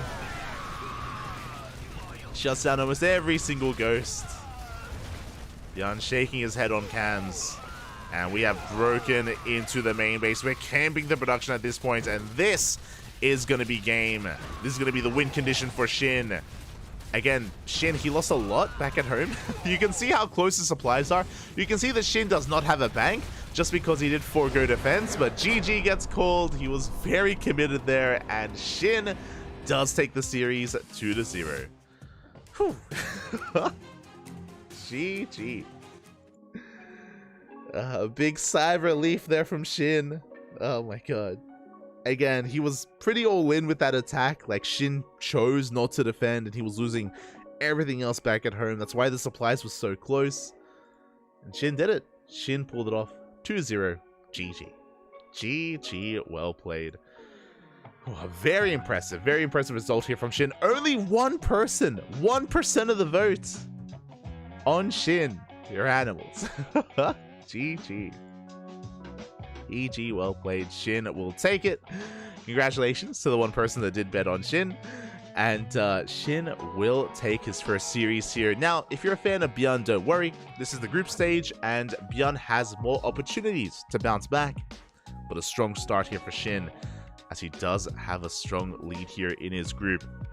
For now, we're going to be going on a short break, and when we return, we'll be back with Hero versus Bunny. See you soon.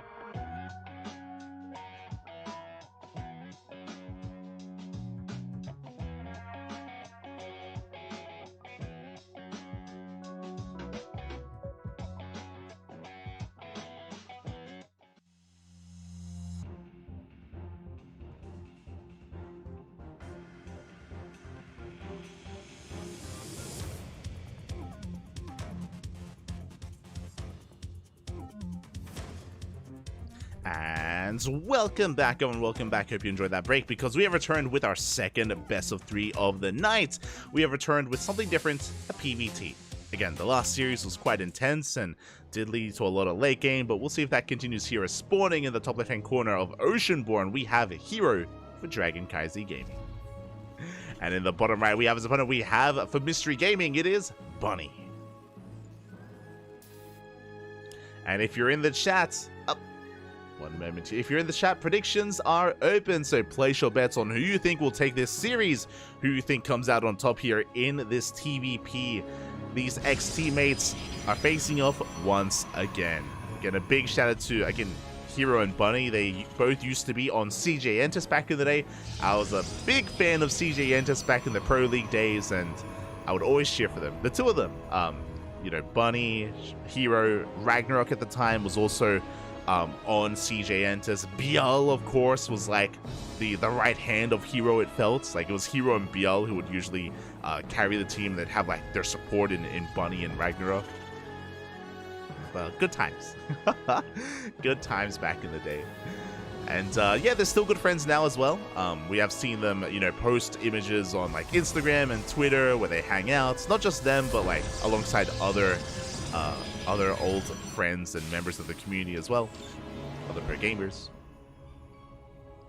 So good to see that they do still keep in touch. But now they have to face off.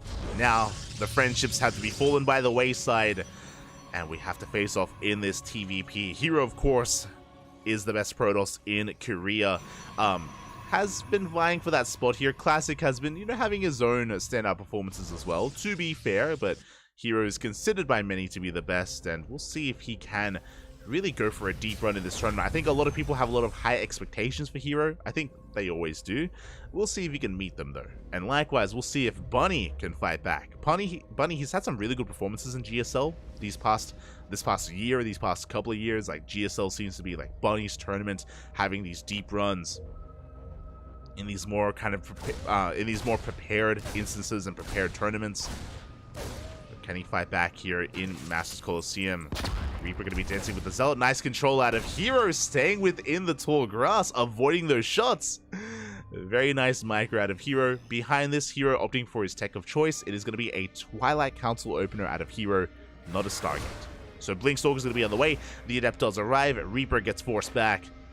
And that means that the Reaper doesn't scout. This is the most important part. The Reaper has been busy with the Zealot, and that's what the Zealot first does cause. It causes the Reaper to stay at home, which means no scouting, delayed CC as well, because Hero did take control of the low ground, and Bunny's opener has been disrupted. And again, he's in the dark. Now the question becomes, how committed will Hero be? 2 gates, 3 gates, or 4 gates? Each one either more defense, or more economic, or more aggressive than the other. So we'll keep our eye on the production tab as second gateway has been thrown down. Behind this, we can see Bunny going for a 1-1-1 follow-up, getting into his mine drop. Reaper has arrived, and the Reaper does finally scout the tech. We have eyes on the Twilight Council. Here we go. We have eyes on Twilight Council. We see it researching, so we are fully aware of Blink, which means we shouldn't commit too hard to this Widow Mine drop. We should be transitioning a little bit faster into tank production, ideally. And we'll see if we can get there. Third gateway is on the way. So going to be 3-gate Blink out of Hero. It does mean that Hero is going to be fighting for map control. It means that he isn't rushing into his third. He will get his third base, don't get me wrong, but it isn't being prioritized like it otherwise would be with a different opener. So we have our third gateway. It is going to be spotted and confirmed by Bunny. Doesn't get much damage done, but again, good scouting information from our Red Terran player. And here comes that mine drop. Again, only 2 Widow Mines from here. Immediately tank production for Bunny. Like, Bunny does need those tanks. He does need to prepare himself for the eventual Blinkstalker counterattack.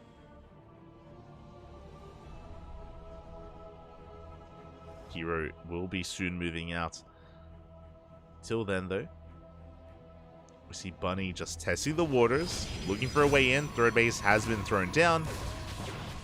Mine drop comes into the natural. Do we react? Oh, we do. Good reaction out of Hero. 2 probes go down for 2 mine shots. But the mines survive. So good movement out of Bunny. He does come back in. He does save those Widow Mines. Does get the hell out of there. Bunny will preserve his units, and he can always dip back in for another mine drop once they reset. There is an observer in position, so Hero, he's aware. He's aware of that Widow Mine, or of that medevac, so he should not be caught off guard. Meanwhile, despite the open of Hero, despite the 3 gates, he doesn't push out. He's staying back at home, he's moving out with Adepts, that is true, but you can see that Hero he's taking. He's taking his third base, and he's taking up into Charge, taking up into Immortals. Hero's taking much more of a defensive stance instead, which I appreciate.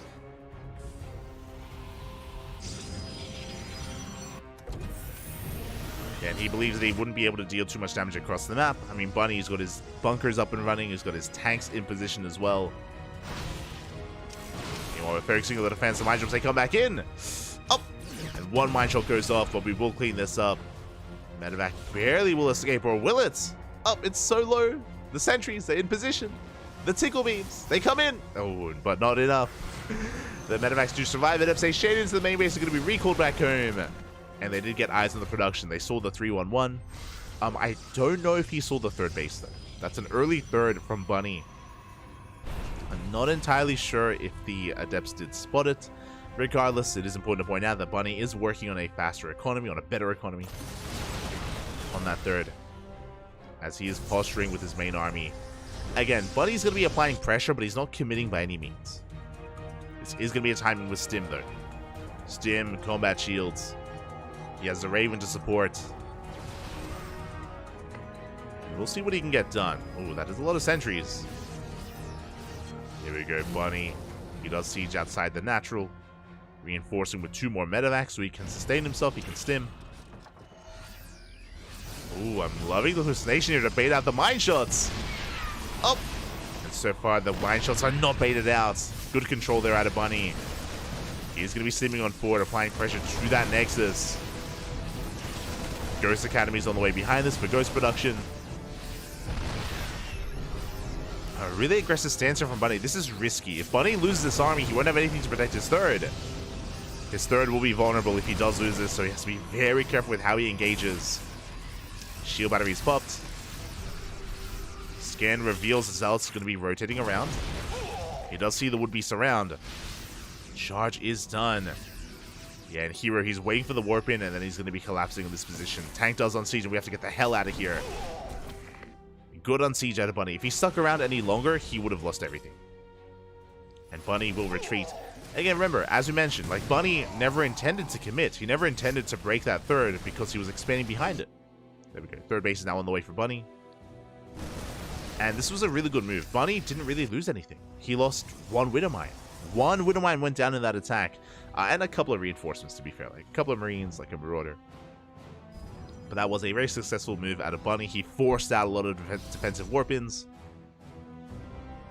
Here we go. He is moving out with the drop. Mine drop at the same time. Prism getting into the main base of Bunny as well.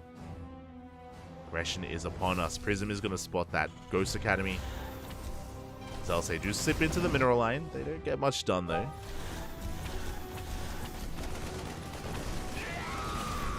Here we go. Big warping into the main base. Bunny, he's across the map. Uh-oh. SCVs are going down. You can see the kill count there on the left-hand side.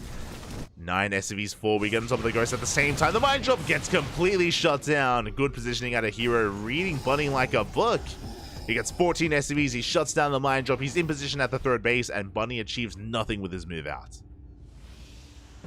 So he achieves nothing, and he loses a lot. So a really strong moment here for Hero. Bunny forced to pull back. Now we have Colossus production on the way. 4th base as well from Hero. Hero is throwing down the 2nd rover for double Colossus production. Hero's army is getting a bit out of control. It's getting a bit out of hand. Bunny may have lost a bit too much. He has lost a lot of momentum. Now he has a lot of ghosts, and obviously ghosts have potential. With EMPs, we can clean up an army quite nicely. But it's all about the engage. Bunny does maneuver forward. His army's been spotted. As soon as it gets spotted, Hero is moving in. Again, just really good map vision and good responses here from Hero. Big mine shots go off. We do catch a couple of Marauders. Like 1 Marauder went down, maybe a 2nd Marauder here towards the end.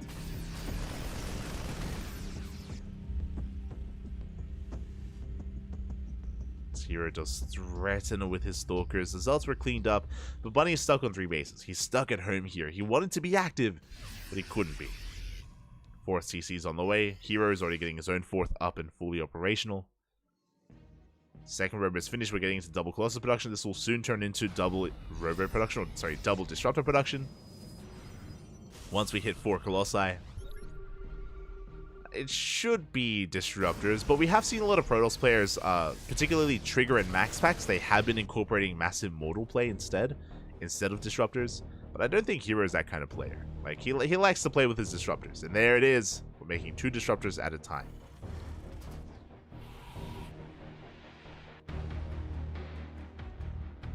More of a classic style, less modern, I should say. Upgrades are on the way.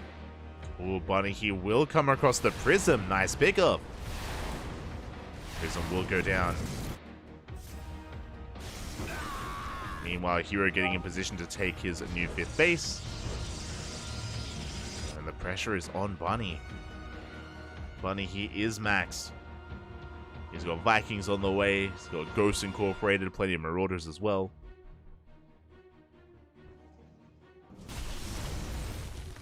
He's looking to push through the center. And he may end up catching some of the army. Oh, Nova's go off. Ooh, big connection. Big connection with that Nova. We do force a recall. We got 1 Disruptor. 1 Disruptor and 1 Colossus. Good pickups there from Bunny.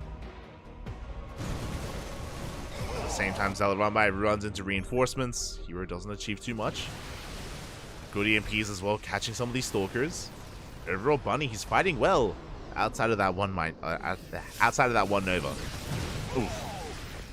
Possibly 1 second too late. A couple of Stalkers did get picked off. See Hero rotating around. Does rotate around. Does come across the army. The Hero caught out of position. Raven gets picked off. Meanwhile, these Colossi took a lot of hits. Colossi took a lot of damage. We're going for a base trade. And Hero just recalled. Oh, we have to commit. Hero, remember, he just recalled that army towards the left-hand side. And that means that there's no turning back. We are committed. Full base trade here between our players. 3rd base of Hero goes down. We're going straight for the natural, straight for the production. At the same time, Hero pushing into the main. And Bunny, he's just faster here on the draw. He's at the 4th, shuts down the 3rd in the natural, pushing into the main base. Likewise, Hero is also camping the main, but Bunny, he saves workers. He does pull away. We have a massive flock of SCVs towards the bottom left-hand corner of the map, and he still has that center base as well. Production is being cleaned up. Oh, but we have turrets on the way, and a planetary. Overall, I have to give the edge to Bunny when it comes to the speed of killing everything, but in a head-to-head fight, I have to give the edge to Hero. Hero has the stronger army with these Disruptors. He's denying these upgrades. Workers going down for both players. Cannons do finish in time. Shield batteries as well. Which means both players have scattered their final bases. As I say that, Hero, he sneaks out a Nexus towards the top right. He does have a base towards the top right, which is about to be scouted by the SCVs of Bunny. As Bunny will be losing this planetary. Planetary going to be going down. You can see Bunny maneuvering towards the bottom left. Planetary falls. Meanwhile, the last mining base of Hero is soon about to fall as well. Now, Hero doesn't have to recall here. He doesn't have to save this. He has another base towards the top right, which again, I believe has been scouted. Hero, he finds the last bastion of these SCVs. SCV's going to be going down. Now, Bunny has floating buildings, so he won't die from elimination. It's going to come down to a fight. It's going to come down to whether or not Bunny can shut down the final base of Hero. Hero's moving out. He wants to engage. Oh my god. The base does fall. Hero, he is looking to try to find that army. Ooh, does take a mine shot to the face. Whatever we can get. Good trades.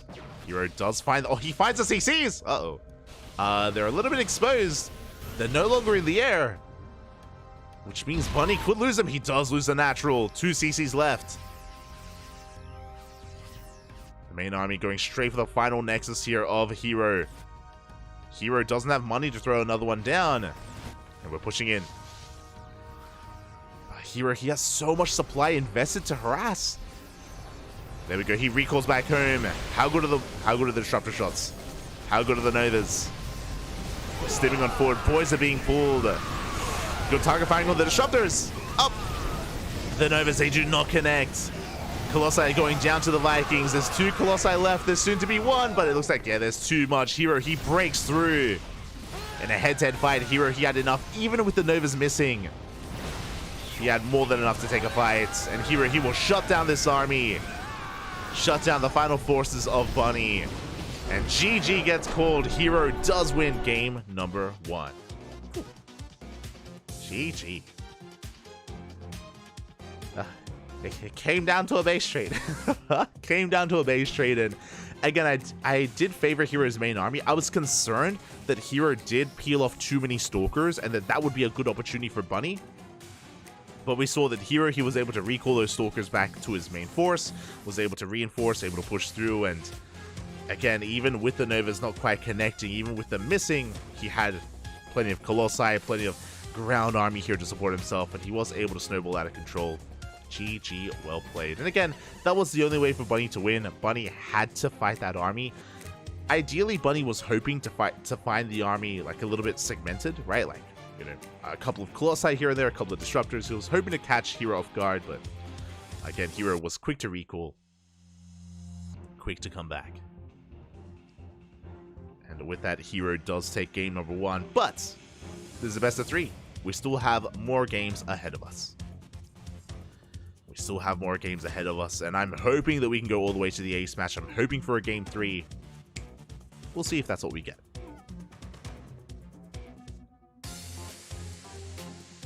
Well, hello everyone in the chat. I see Wormsick in the chat, Terran Lord as well, Easy Phil, Alive in the Wired, Frost Sounder, Colossi, the colossal goal. As we are loading in and spawning in the bottom left hand corner of Hecate, we have Hero for CranKy Gaming.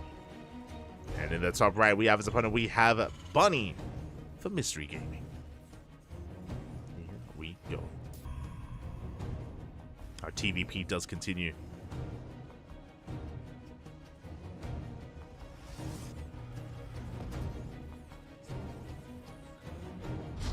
Again, Bunny didn't look too bad in the last game. He was able to get himself up quite nicely to 3 bases and then a 4-base economy. That was good from Bunny, but there were a couple of really rough fights. There were some rough fights from Bunny, and it did give Hero a lot of map control, which is why Hero was able to safely not just take a 4th, but get a 5th base up and running as well. Hero was able to pretty comfortably just macro on up and get up to 5 bases, get up to his Colossus and Disruptor production. Bunny just wasn't really able to achieve too much. Remember, when Bunny did try to pull Hero apart, that's when Bunny lost his medevac drop. That's when he lost his main force, like pushing on the right-hand side. The defenses of Hero were a little bit too strong. And this is something that I should emphasize, is the fact that, honestly, last game, Hero played in a way that I'm not used to seeing. Hero was very defensive. Even with the 3-gate blink opener. Remember, Hero wasn't pushing out. There was some Zealot harass, that's true. There was Zealot harass and there was a War Prism drop into the main, but overall Hero, his main army was much more defensive. He was just more concerned with establishing himself, less so with straight up killing Bunny. Hero was taking a more macro approach in game 1. And it worked really well against Bunny because Bunny clearly wanted to be active. He wanted to be in the face of Hero, and because Hero was focusing on his defenses, like Hero was able to keep up more often than not and shut him down. And now we're getting into game 2. And we'll see how things differ. Once again, we did focus and prioritize that Zealot. So once again, the goal here is for the Zealot to delay the CC and to force this Reaper to stay back at home. It's going to be an economic opener out of Bunny. Command center is on the way. Zealot has been spotted by the Reaper, and we're going to be able to chip away at it. We're going to be able to shut it down. Zealot doing what it can, but yeah, it will be forced back. Now the Adept is on the way. Does arrive just in time. The Zealot is saved. But the bunker finishes. Bunker does finish, and we should finish up the CC as well. There we go. CC does complete. So a much cleaner start this time from Bunny. Remember, in game 1, Bunny's natural base was delayed. It was delayed by the aggression of Hero, as he does get an SCV. And the Adept does get behind the mineral line. Doesn't delay the expansion, but will delay mining. Alright, 2 Adepts come in. We focus down. Oh, we focus down the Reaper, and that is going to be all the DPS here for Bunny dealt with. Marine is going to be coming in, Hellion as well, but really good movement here by Hero.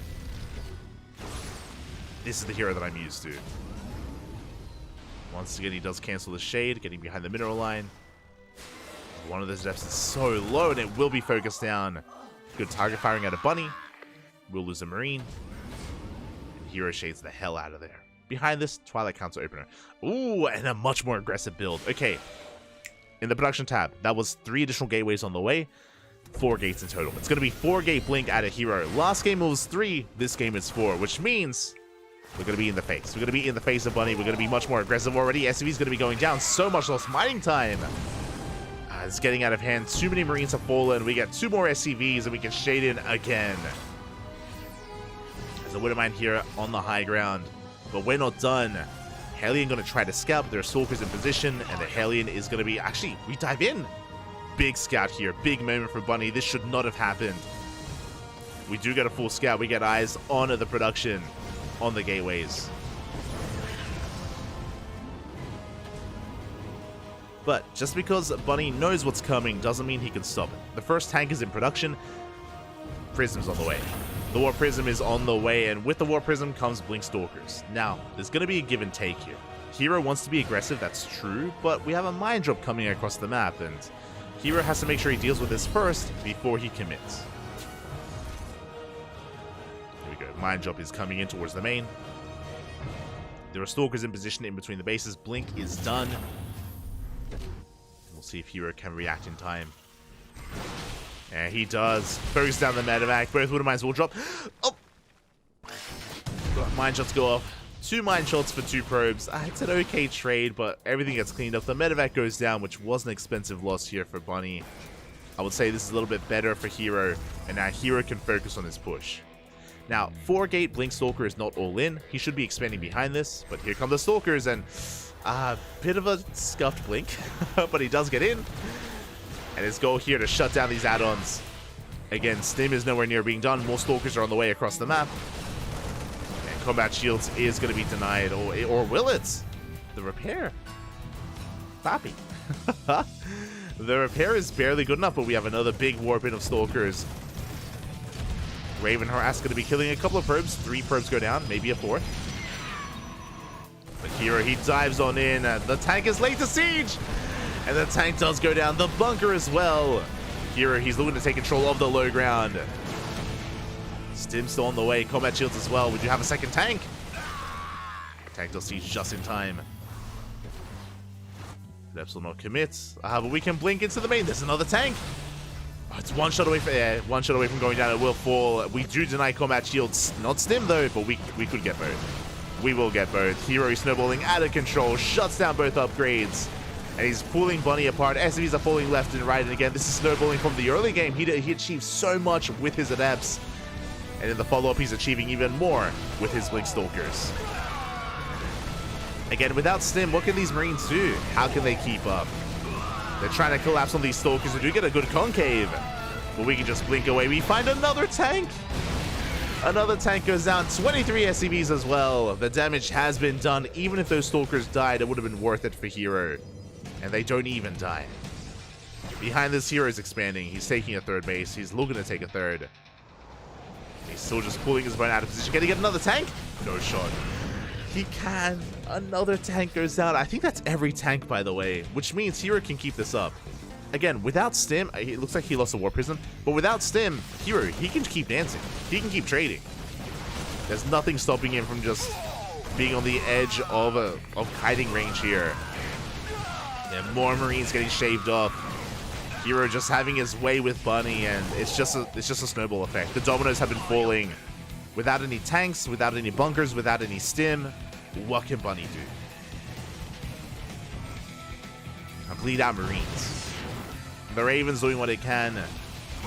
Another tank is about to pop, but we get Stalkers in the main, and we're still losing so many Marines. Sorry, it's not even Stalkers, it's got to be Charge Lots. Charge Lots in the main. We can go for a big warp in as well. When I say big, it's only 1. Boys are being pulled. They have to be. Tank has arrived. We do clean up the Zealots at least. no shot. We're not gonna kill the base, right? We're not. No. I mean, Stim is still 70% of the way done. GG gets called. There was just no way to keep up. There's no way to keep up with the Stalkers, and Hero will take the series 2-0. GG. GG, well played again. Everything just going wrong there for Bunny. Unfortunately, his add-ons were exposed, his upgrades were exposed. As soon as we saw the first tank go down and the upgrades get picked off, the reality is that there's just no way for the Terran to keep up with the movement of those Blink Stalkers and keep up with the efficiency of Blink Stalkers. Like, they're so tanky, they have so much shields to work with, so much range to work with, and Bunny was pulled apart. He was pulled apart there, things just snowballing out of control. With that, congratulations. Hero will take the 2-0, and now we're getting ready for our next series of the night. Up next, after this break, is going to be Max Pax versus Firefly. Max Pax versus Firefly will also end in a 2-0. I believe that Max Pax can take a game. I think that Max Pax, he can force an ace match. Cap. I'll see you guys after the break.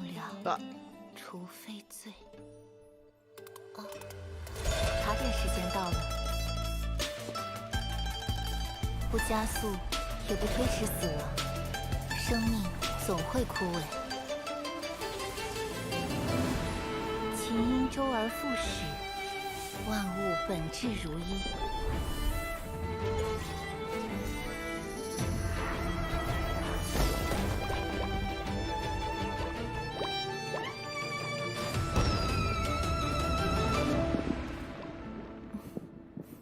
有的时候，等待亦是变化。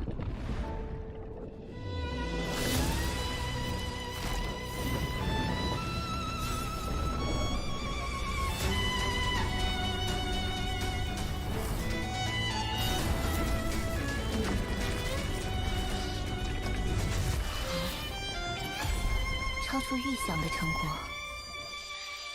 生命里的每一片花瓣，无论何时盛放，都会有被风吹落的那一天。别害怕，至少你们仍有研究的价值。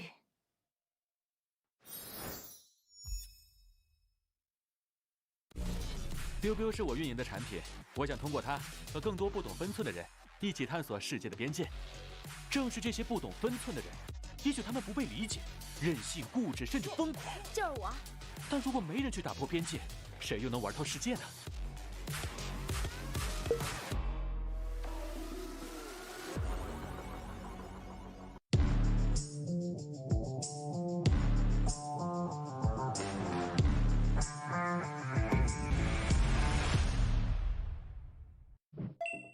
大家好，我是星际争霸2世界冠军李培南。作为职业选手，每天大部分时间都是在电脑前度过。每次训练结束都会有不同程度的腰酸背痛，所以我们对电竞椅的要求都非常严格，能保护腰部并且坐感舒适，成为我们挑电竞椅的重要指标。我们一直在用的傲风电竞椅就完美做到这一点。升级的锥背小弹腰有足够的支撑力，并且上下前后都能调节，坐着很舒服，非常适合大家玩游戏的时候使用。不论用什么姿势，正坐、靠着、躺着。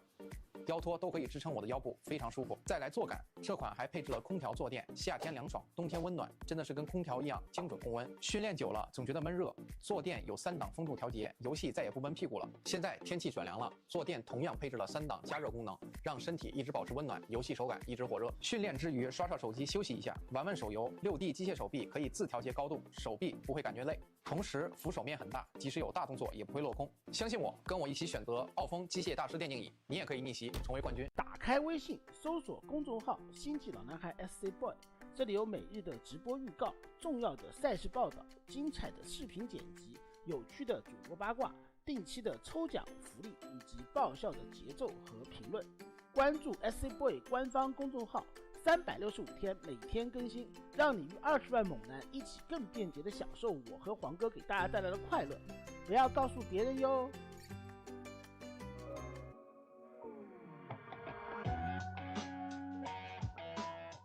And welcome back, everyone. Welcome back. Oh, it's the wrong scene. There we go. Welcome back, everyone. Welcome back to our third match of the night. We just wrapped up with Hero versus Bunny, and now we're diving into MaxPax versus Firefly, and I am excited. I'm ready for it. I'm a big fan of Firefly. He was the rising star of 2023. He achieved so much. He improved so much last year. He was the MVP of WTL Summer and arguably WTL Winter as well when it came to the round robin season. And now we're coming in for a rematch. Spawning in the top right hand corner of Equilibrium, we have MaxPax for Psystorm Gaming. And spawning in the top left, we have as opponent, we have the Chinese Protoss player from the Platinum Heroes. It is Firefly. I can't believe my eyes. It's Firefly. And if you're in the chat, predictions are open. You can place your bets on how you think the series will unfold in this best of 3. Unfortunately, I can't predict because I'm a mod, but I would 100% be putting I'd be putting my grapes on Firefly. Now, by no means is Firefly the favorite. Not at all. MaxPax is the favorite player, but they did face off a couple of weeks ago in ESL Open Cup Americas, and if you were here on the channel, you would have seen it. We casted it, and we casted MaxPax versus Firefly in the finals of ESL Open Cup Americas in a best of 5, and they went all the way to the ace match. Firefly was one of the few players to make MaxPax bleed in a PvP. This is one of his specialities. Firefly, he is damn good at PvP. He's taking down players like Classic, taking down players like Hero. He is taking down players like MaxPax. Can he do it again? Can he take him down in a best of 3? I'm here for it. I am ready for it. Let's go. Let us go.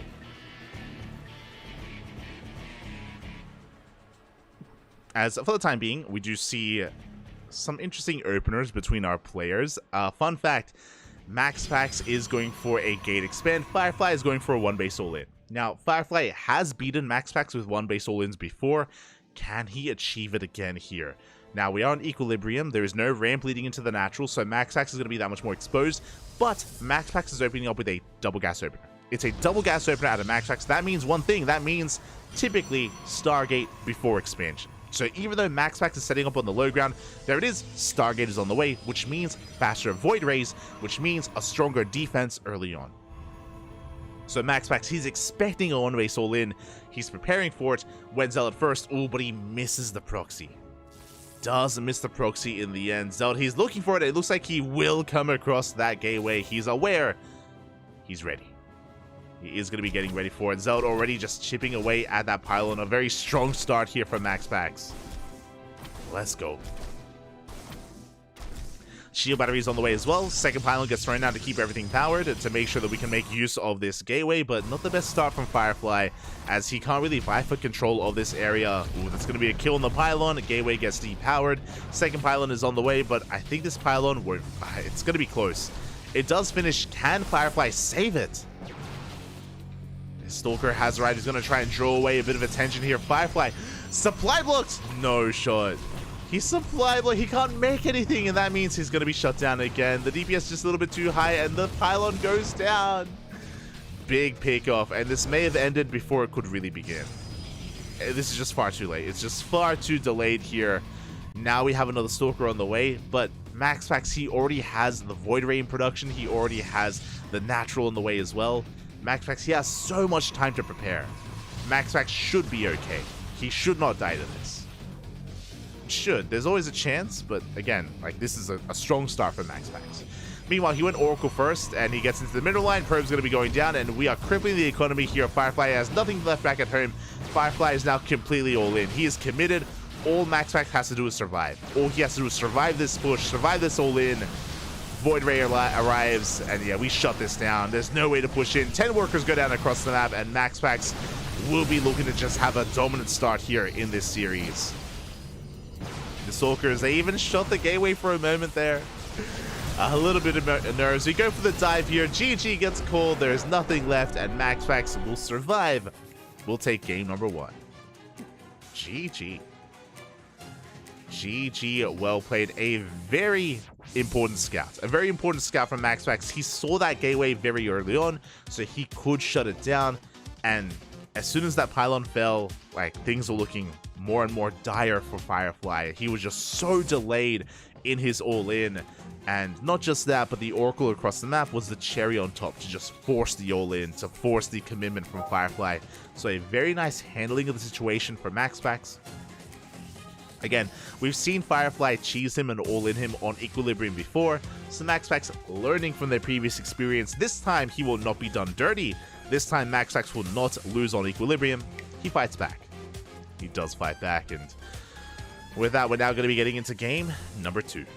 Game number 2 is going to be on Hecate, and I expect a very similar approach here when it comes to MaxPax being the defender and Firefly being the aggressor.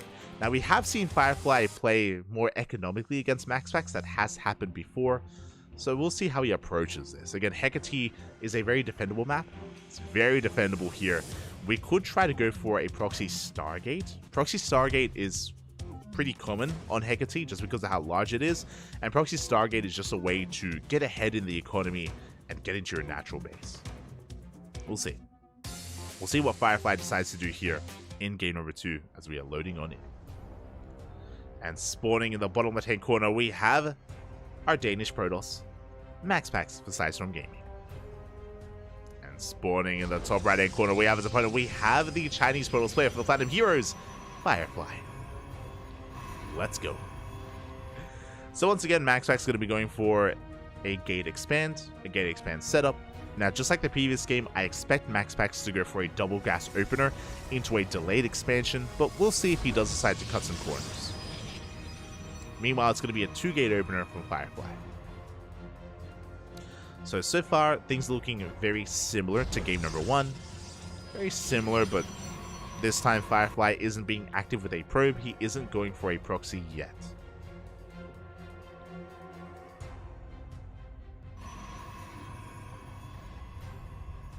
Isn't going for a proxy for the time being. Gases are on the way. Second gateway should be thrown down. Has been thrown down here from Firefly. MaxPax not quite investing into his own. My eyes are on Max. He's going for the expansion. He's going for a gate expand. Throwing caution to the wind. Let's go. Okay, MaxPax. This is a different opener. It looks the same, but it's different. So remember, last game, MaxPax went for a second gas before expanding, and he went for a faster Cybercore. He went for a faster Stargate before that natural base. This time, very greedy. Very greedy build here from MaxPax, much more than the previous game, and Firefly is going for one base all in. This is going to be more successful for Firefly. Will it be enough to kill MaxPax? We'll see, but so far, this is a good start for Firefly. Just because MaxPax is cutting corners. I think MaxPax is hoping that here in game 2, it's going to be like a proxy Stargate or a more economic opener and a more economic build out of Firefly. So MaxPax taking a big risk here. He does take a big risk. We'll see if he can survive. Stalkers are on the way. Gateway has been set up. So far, unscouted. There is the Stargate from MaxPax, but again, this is a later Stargate compared to Game 1. So all the production is later for MaxPax. All the tech is later for MaxPax. When he doesn't scout, oh my god. I mean, oh yeah, Max, he hasn't seen it yet. He is checking with his adepts. He's scouring portions of the map before moving out. Firefly is going to be committed. Adept does run into the Stalkers. Shade are going to be threatening the main base, and Firefly should be keeping up with the Shade as well. Shield battery in production. This should be a Void Ray first. I'm going to be concerned if it's an Oracle first. There it is, Void Ray. Thank God. So MaxPax is going for the Void Ray first here, which will help. Trying to get into that Oracle like he did in the previous game would be just far too risky. Good target firing here out of MaxPax. Making use of that shield battery. Adept does arrive as well, but it does get caught out. Yeah, nice control from both players. MaxPax, he does get behind the wall. Void Ray is going to pop out. Does sustain quite a bit of hull damage. The Void Ray does arrive. We have 2 more shield batteries on the way. 3 in total plus an overcharge. Firefly hasn't lost anything yet. He's getting a lot of damage done to that Cybercore. Can he deny Warp Gate? Can he deny Warp Gate as it is so close to finishing, but he has far too many Stalkers? Yeah, it's going to go down. Big pick off here from Firefly. Warp Gate does not finish. We do have a second Void Ray in production. That Stargate, though, taking a lot of damage. Oh my god. Be so careful. We're going for the dive. Second Void Ray arrives, though. Boys are being pulled. MaxPax, he's holding. 2 Void Rays does pose a massive threat, and he picks off 1 Stalker. Finally, the first unit goes down for Firefly. There's a second Stalker that's very low. And very delicate control out of Firefly. He's trying to lure out the army. Trying to lure out that Void Ray. Gets the gateway. Third Void Ray is halfway done. Do end up getting a couple of volleys in. Can we shut down the Stargate? We can! It's so close! It's so damn close. It looks like the Void Ray does arrive just in time. 1 second later and it would have been denied, and that could have been game. Now, we have lost control of the natural in a way. There's no more production. MaxPax is rebuilding his Cybercore, which means he doesn't have another Stargate or a Robo. Can we break in? Overcharge is popped. Overcharge is popped. We have to respect it. Firefly, he is gaining ground. Robo in production. We throw down a wall of shield batteries and cannons. Another shield battery does fall. Oh, bit of an overextension from Firefly. Loses another Stalker. Again, we don't have that many Stalkers to work with. Does get a Void Ray. Trades 2 Stalkers for a Void Ray, though. Oh, we lost a lot of DPS there. We lost a lot of the army. Another Stalker goes down. But here come the reinforcements. Reinforcements have arrived. There's only 2 Void Rays left. Can we break through? Pylon goes down. Stalker as well. Good pickups here. There's only 2 Void Rays left. We are so close to breaking MaxPax. He has nothing else in production. Robo finished. There we go. Immortal's on the way. Immortal is on the way. We need to kill these Void Rays before the Immortal comes out. That is not Trace's Pylon, but a second Pylon does finish. Does finish in time. That Immortal is on the way. It's being chronoed as we speak. Overcharges popped, buying even more time here for MaxPax. Again, it's a very tight hold. Warp Gate is being researched. We have 1 gateway. There we go. The Immortal arrives, and we may have taken too long. Like, there was a big moment here for Firefly. Does trigger the shields. Does trigger the shields, and oh, he gets a volley up on the Immortal. He gets it. Immortal's going to go down. Good pick off there from Firefly. 2 Void Rays left. Warp Gate is going to finish in a couple of seconds. But we have lost the natural. But Firefly, we have to keep going. This is not enough. We have to keep pushing from here. Taking a bit of damage from the cannon. He is slowly pushing in. Yeah, Warp Gate is done. We have sentries on the way for force fields. And even though Firefly has broken the natural base, he needs to break the main. And with sentries, that's going to be so difficult. Yeah, with the high ground as well. Oh, my apologies. Sorry, that was sentries from Firefly, not from MaxPax. Warp Gate is done. He has a second gateway on the way. Okay, there we go. There's the sentry. Sentry in production here for MaxPax. He's moving up with his Void Rays. Bold move here from MaxPax. But he feels safe knowing he has a force field. Oh, Firefly bled out 16 Stalkers.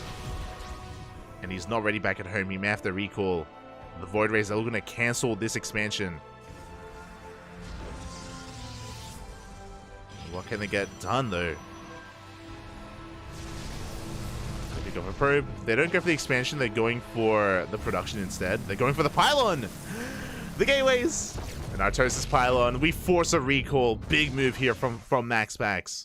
Oh, he doesn't recall everything, though. I like this. I like this from Firefly.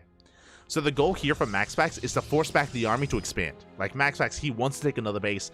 But Firefly does leave units here across the map, making it that much more difficult for MaxPax to expand. Oh. Does right on force field. Buying time. Immortals have arrived. And Firefly has to respect this. He has to back off. So from here, the game is going to settle down. Firefly does have an economic lead. Firefly has a faster expansion. But MaxPax has the better army. He has 2 Immortals and 2 Void Rays. He has these 2 Immortals and 2 Void Rays. He is going to be moving out. Can Firefly hold on here? Oh, the sentry. We're going for the force field. We could. We could force field the ramp. We have to be very careful with how we maneuver. Immortals into the main base. We do have Stalkers in position, but the Pylon is going to go down. We depower the gateways once again. Brutal Artosis Pylon there from Firefly.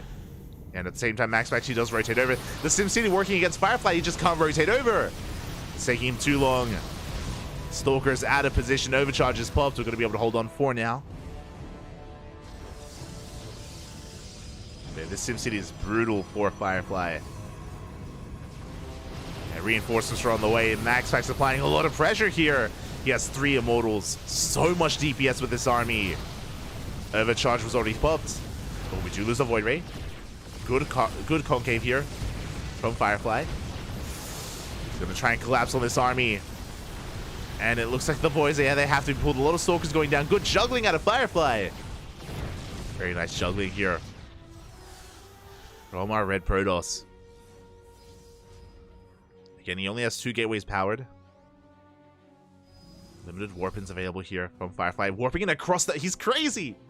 He warps in across the map instead. Stalker's in position. Oh, he's trying to get on top of that Prism. From behind as well. Deft does get into the mineral line. And Prism goes down. But the Immortals, they reign supreme. We're going to get a couple of probe kills, but at the same time, the Immortals, they depower the gateways once again. Overcharge is popped. Good positioning. We force a recall. We lose 1 Immortal. From here, Firefly still maintains a lead. He has a supply lead. He killed 2 Void Rays. He killed 1 Immortal. He killed the Prism. Maxpax he's in a bit of trouble.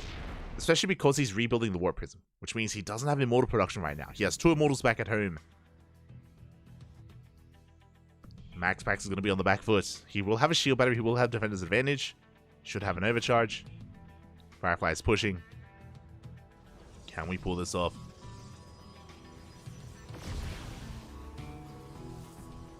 Firefly is so close to breaking his opponent. Going for the Prism drop into the main base, but there are Stalkers in position. He has to be very careful. Prism does take a lot of damage. Gets 1. Gets 2. Good pickoffs. 2 Stalkers go down. He wants the sentries if possible, but he will be forced back. Firefly taking a 3rd base. Recalls back home. Depths do make it in. They get 3 probe kills. Good damage. Firefly has to be very careful. He has to respect these Stalkers. Cannot lose that Prism. Oh, he's going to take a lot of damage. The Prism! Shows the Prism. It's going to go down. Big overextension from Firefly. Losing 2 Immortals. Big loss. Big loss for Firefly. Something he could not afford.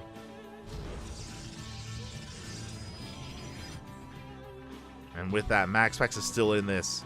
Now, Firefly still maintains his economic lead, but losing 2 Immortals does mean that he has a weaker army, straight up. In a head-to-head fight, I have to favor Maxpax. He's already got +1 attack, and we've got +2 on the way. Firefly doesn't have any of his Forge upgrades. Again, this SimCity is so brutal. Here we go, Maxpax pushing towards a 3rd. Observer does get picked off.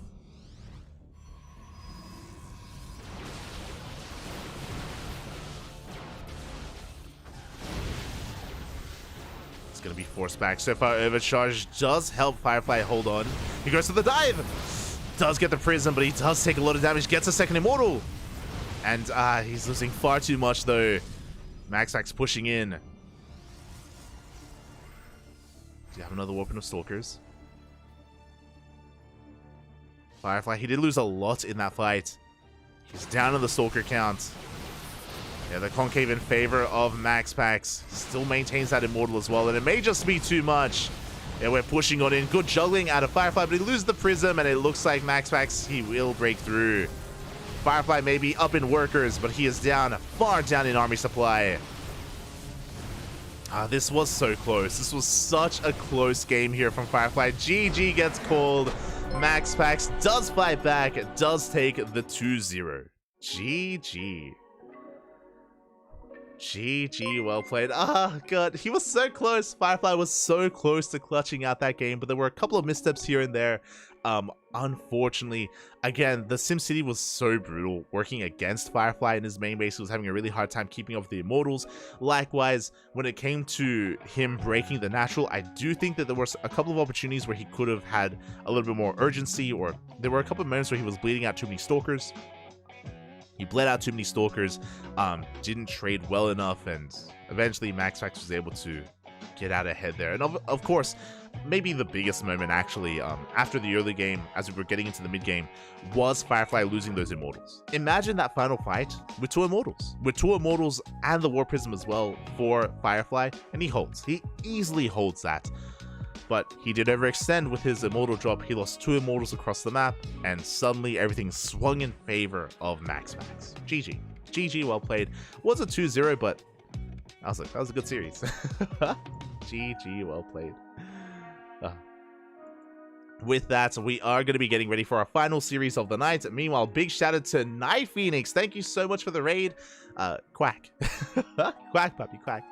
Thank you so much. Hope you had a great stream. Hope you had a great ladder session. Best of luck tonight in the Christmas Cup. We're going to be casting the Christmas Cup, and we may cast some Night Phoenix in a couple of hours because we do have a second broadcast later on tonight. Until then, though, we're going to be going on a short break, and we're going to be diving into Clem versus Maru. See you soon.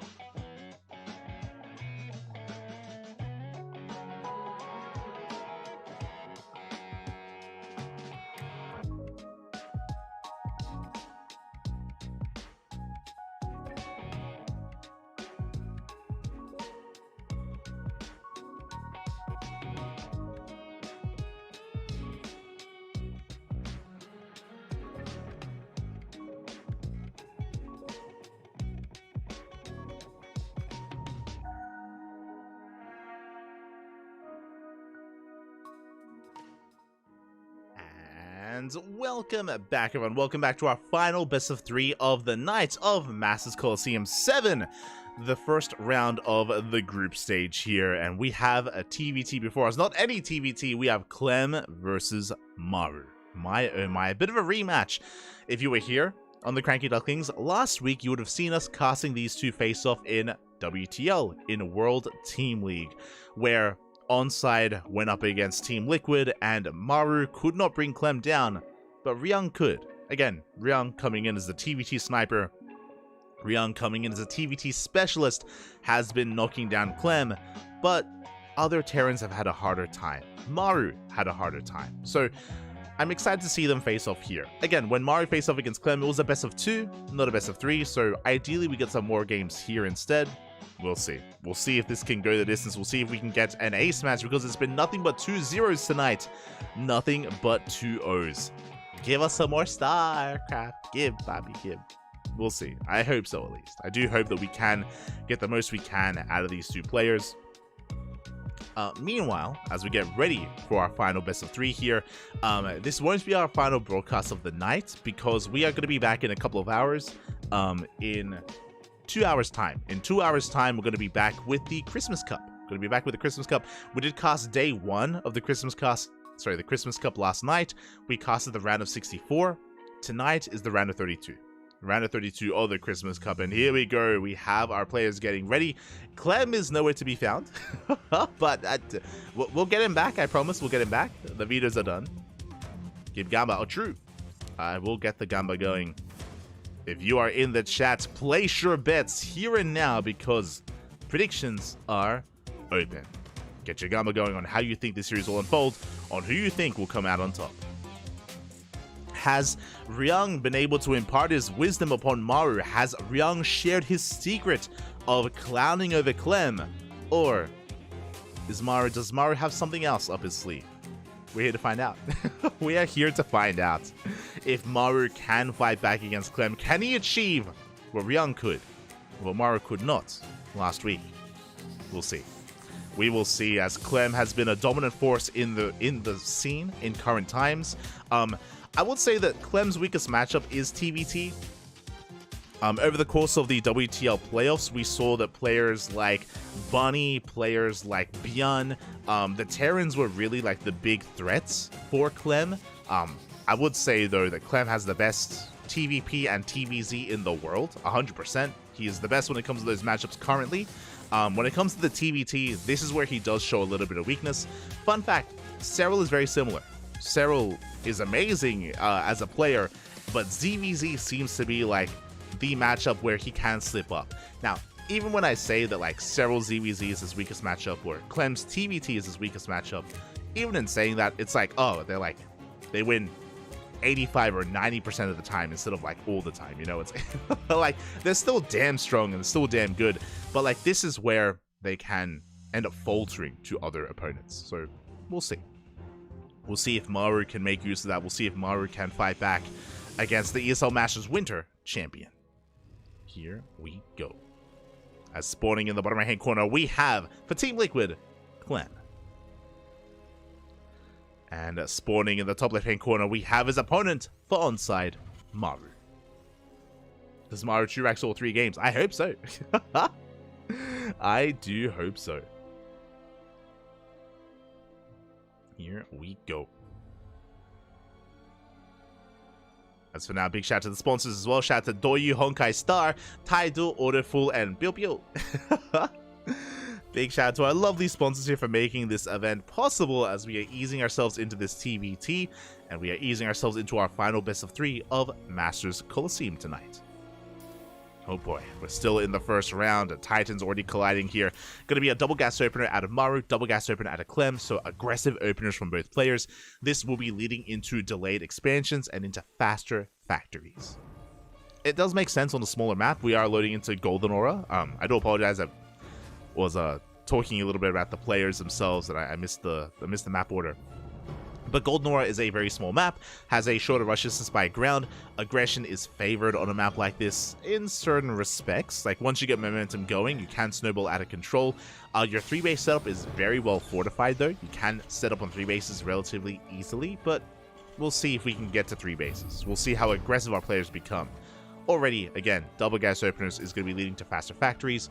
We shouldn't be going for 1-base all-ins. 1-base all-ins are possible, but like, when I think of a 1-base all-in in TVT, I think of Gumiho, for example, right? I think of Gumiho, I think of Future, I think of Gumiho, like, it's not really known for either of these players to commit and to go for a 1-1-1 off of one base. So here we go. We have our setup underway. Interesting, going for a reactor. Clem going to be going for a reactor instead, so going to be going for reactored Reapers into Hellion production. A little bit old school from Clem, a little bit more old school style. This should be leading into additional Reaper and Hellion production. We'll see if we go for an earlier add-on swap though. I'm curious. I'm very curious how Clem approaches this. Meanwhile, Maru is going to be going Reapers into Cyclones, no reactors for Maru. Going for his slightly faster CC on the low ground, as both players are, of course, going for their expansions. And there it is. So Clem is going for reactored Reapers into Hellions. This should be leading to 5 Reapers and 3 Hellions and going for like one big push. Meanwhile, Maru's going for a more modern style of earlier Cyclones. Now, Amaru, he has a lot more flexibility with this opener and a lot more flexibility with these units. In saying that, if Clem can close the distance, if he can dive and get on top of the Cyclone and get a kill, like before things can really start, then he can snowball out of control and he can do a lot of economic damage. We'll see. As Clem is moving out, we see Maru taking a more defensive stance. He already has the first Cyclone. We have a second Cyclone on the way. Now, Clem didn't commit too hard. I believe he went up to 3 Reapers and 2 Hellions, not 3. Yeah, only 3 Reapers, not 5. So he did cut production a little bit earlier. The Reapers, they slip into the main base at the same time. Hellions towards that natural. And we are looking for economic damage. We're looking to pull Maru apart. And so far we get 2 SCVs. We get 2 worker kills in total. We get the Reaper as well. Good damage here from Clem. Ooh, 5 SCVs in total. 6. Now, the downside here, as Clem does get 6 workers, which is a good amount of damage, the downside is that Clem is going to be behind in Cyclone production. And that means that Maru's going to have a stronger army here in the early game, but he's still stuck at home. He still did sustain a lot of damage, and Clem is getting into reactored Cyclones to catch up. And he is not done with the aggression. Let's go. We prioritize the medevac. We're going for a medevac drop. Now again, Clem has to be careful because he is behind in Cyclone production, so he has to be very wary with how he does push out. But we'll see if he can pull something off. As Maru's working on his 5th and 6th Cyclone, Clem is working on his 3rd and 4th. They do just now pop out. Reaper is going to slip in. Clem does have a nice worker lead. Reaper does get confirmation of the production, sees the 1-1-1, sees the researching tech lab, and the reactor factory. So a good scout out of Maru, doesn't lose anything, but he is currently strictly behind in the economy. If there's no clash, if Maru doesn't make use of his Cyclone advantage, then Clem is just going to be able to be ahead here. And there we go. 3rd CC is on the way. Clem already has an economic lead. He's extending that economic lead with that faster 3rd. So far, things are looking up for Clem, as long as he doesn't take a bad fight. And here we go. He is pushing. 6 Cyclones in total. He will have the Sables soon available here for his Raven as well. Likewise, so will Maru. Whereas the Sable is still on the way. We do get on top of the Cyclones first. Maru losing 1 Cyclone already. But we're trading 2 for 1. A rough trade for Maru. But he still has an overwhelming amount. He still has the higher numbers. He still will force us back. Overall, a good trade from Clem. He just has to be careful not to overextend. He cannot take a head-to-head fight. Not yet. Not without reinforcements. So he does just race back home. Loads up those Cyclones. Now he has the defender's advantage. Now he has additional Cyclones on the way. And Clem can now take a fight. We're pushing in. We're the Disables. We're the Autotarts, and they do get thrown down. Yeah, big line of Autotarts. Maru, he's breaking through the defensive line. He breaks through every single Cyclone, and now he can push into the mineral line. Again, Maru, he had the Cyclone lead from the early game, and with that lead, he snowballs here into breaking the natural. Marine's going to be going down. Ooh, Raven as well. Big snipe there. Raven falls. The Cyclone barely survives. GG gets called. Maru snowballs out of control and takes game 1. GG, well played. Again, from the openers, Clem did take an economic lead, that is true. But as we pointed out, as we saw, Maru was strictly ahead in the army supply, and yeah, we could see that things very quickly snowballed in favor of Maru after the fight. Once Clem kind of triggered the first engagement, Maru, he wanted to fight. Like, he wanted to just send it, Papi. He collapsed on top of Clem. And Clem wasn't able to make use of his better economy. Again, Clem, he had the higher worker count, he had the faster 3rd base, but maybe did poke the bear a little bit too much, and with that, things did swing in favor of Maru. And I'm hoping that we don't get a 2-0. We've had nothing but 2-0 so far. Give me an ace match. Give me an ace match, puppy. Can we fight back? Can we tie it up? Can we go to game 3? The pressure is on Clem. You can see Clem in the aftermath as well, just kind of smiling and shaking his head a little bit. It's like, again, he's like aware that, you know, maybe he did overextend there, and he did again, not necessarily like take advantage of his own advantages in that last game, or make use of his advantages in that last game. And I'm sure things will be calming down here in game 2. We spoke about Golden Ore, right? How the rush distance by ground on Golden Ore is quite short, which is why, like, when a fight goes your way, bam, you can just counterattack immediately. That is not necessarily the case on Hecate. Hecate is much more defendable. A lot of choke points, a lot of high ground, a lot of points of elevation with ramps. With that, it can be difficult to be really aggressive in the early game, depending on, like, your positioning and depending on the game state, to be fair. The rush distance by ground on Hecate is short, but it's deceiving just because of the defense advantage. So we'll see. We'll see what the openers lead into. Again, a lot of that game also did feel like it came down to the openers as well. So we'll see where our players take us.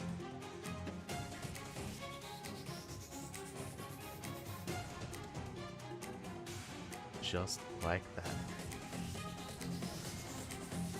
Catching on the chat. So unfortunately, we didn't see Maru 2-racks all 3 games, but we could 2-racks on Hecate. That's not unheard of. That's that is on the table. That's something else to bear in mind. Maru is traditionally a very aggressive player, and if he gets momentum in a series, Maru is not afraid to proxy. Even if he's behind in a series, he's never afraid to proxy. He likes it. He likes it. Here we go. In the top right-hand corner, we have our French Terran player, our ESL Masters Winter Champion. It is Clem for Team Liquid. And in the bottom left-hand corner, we have the Korean Terran, the Red Terran, Maru for Onside.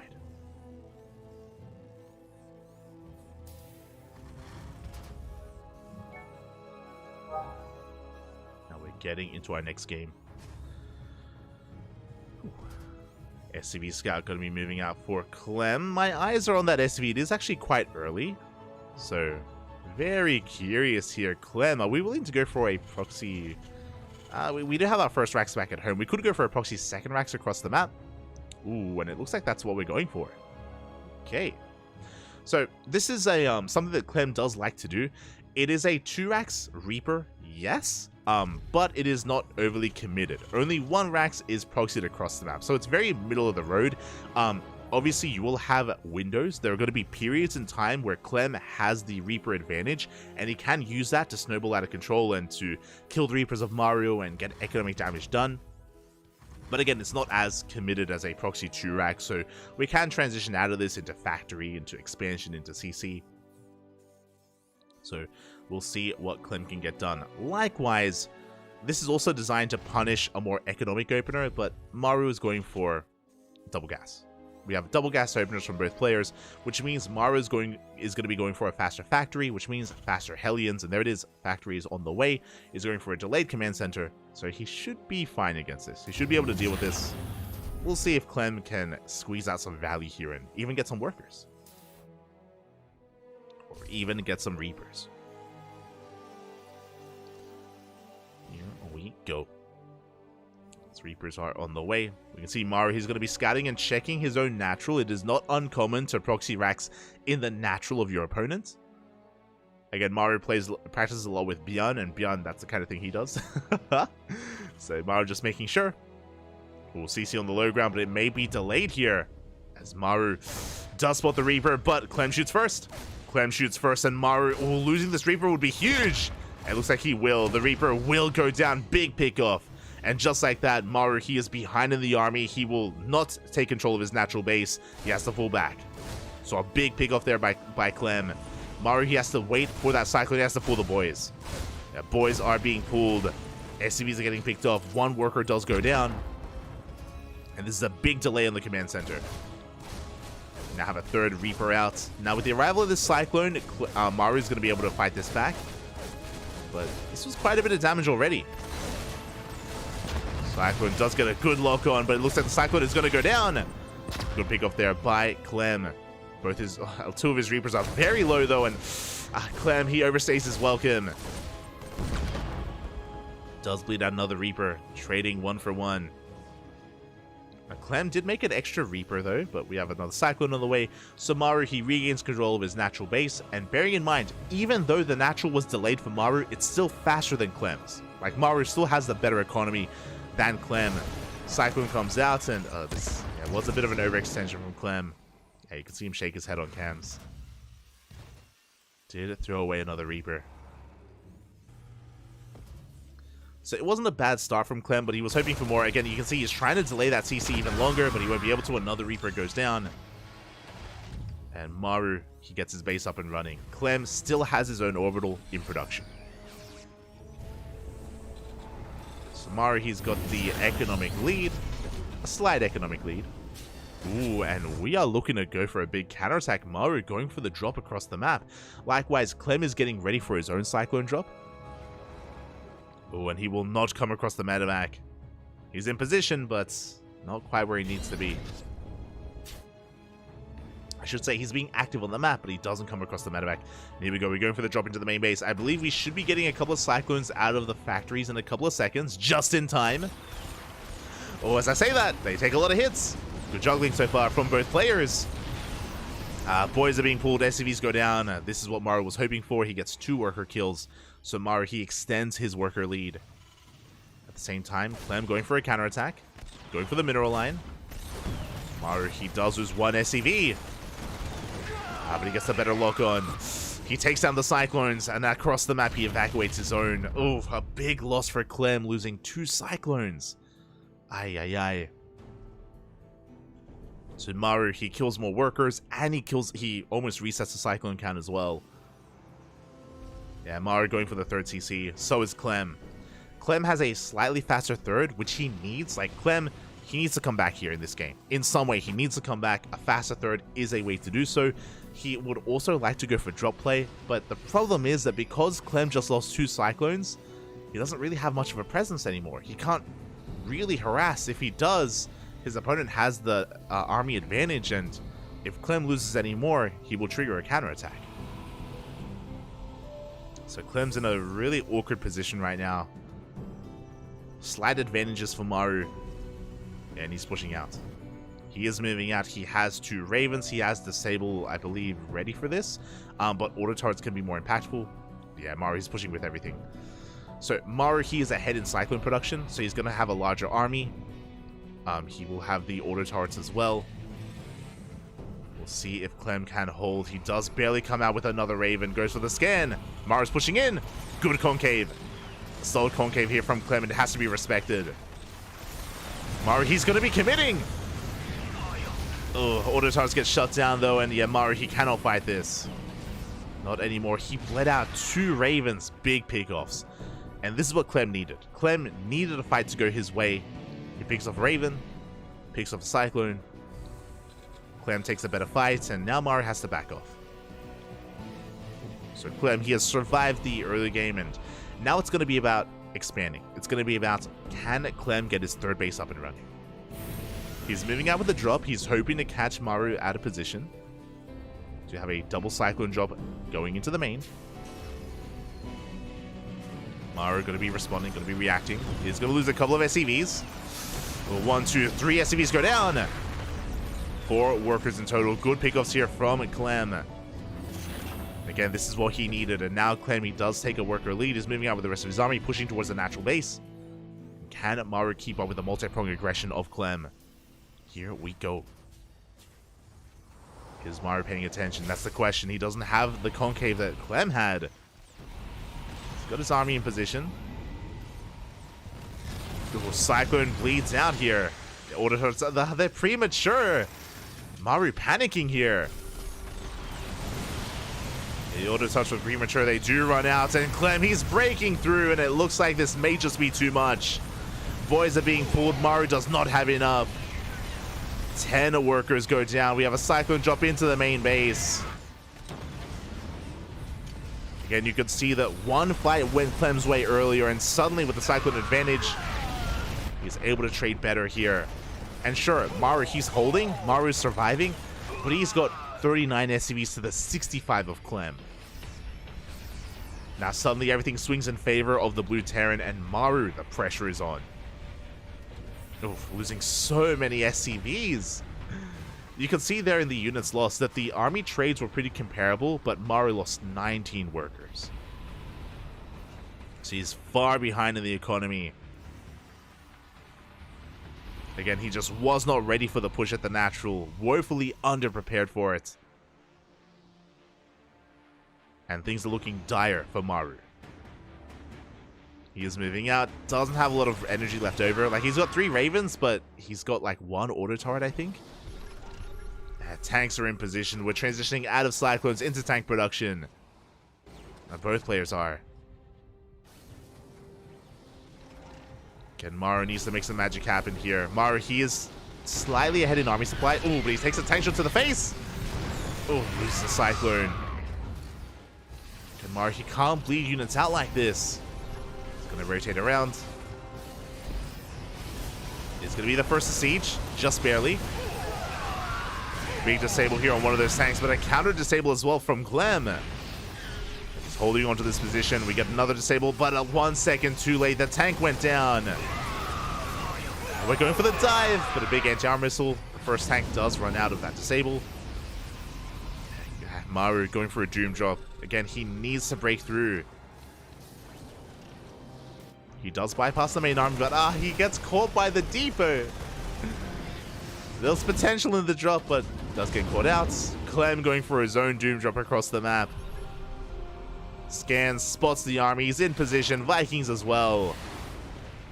Yeah, Maru, he's being shut down at every turn. And does Maru have enough to defend back at home? Clem has momentum. Oh, the drop gets missed. Maru tries to respond. He tried to respond with his own drop, but the tank is going to go down. Big pick up by Clem. He gets a second tank as well. He takes control of the main base. And Clem is snowballing out of control with this. He's going to shut down the final tank. GG gets called, and Clem fights back. We have an ace match. Whew. Let's go. GG, well played. Just like the previous game, the game kind of was settled when it came to the Cyclone fights. Just like game number 1, where Maru was able to counterattack after he took a good fight with his Cyclones and was able to break the natural base of Clem.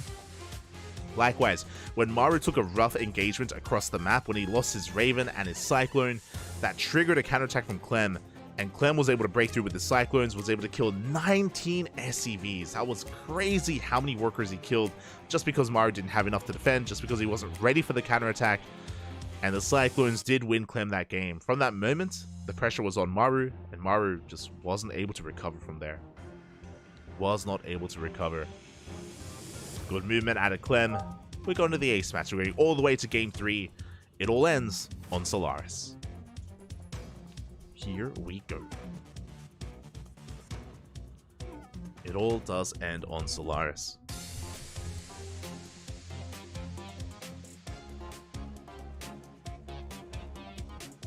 The Cyclone changed Devolved TVT into Devolved? Evolved. Wow, what do you mean? Yeah, the new Cyclone has impacted TVT the most. 100%. 100% it has impacted it the most. And here we go in the bottom left-hand corner. We have our French Terran player for Team Liquid, Clem. And in the top right-hand corner, we have his opponent. We have the Korean Terran player for Onside, Maru. But yeah, TVT is very much so heavily reliant on Cyclones in the early to mid game. Very much so. And what's the best way to put it? It's a delicate dance.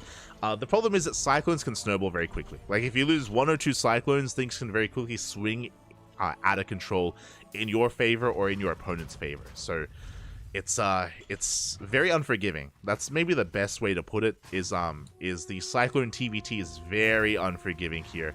It's a little bit similar to Phoenix versus Phoenix in PvP, where if you lose 1 or 2 Phoenixes early on, like, you're just behind. you're just behind, and it's just so difficult to recover in Phoenix versus Phoenix PvP. Kind of similar here in Cyclone versus Cyclone. in the early game, where things can very quickly snowball in your favor. So it's very tense. Very tense.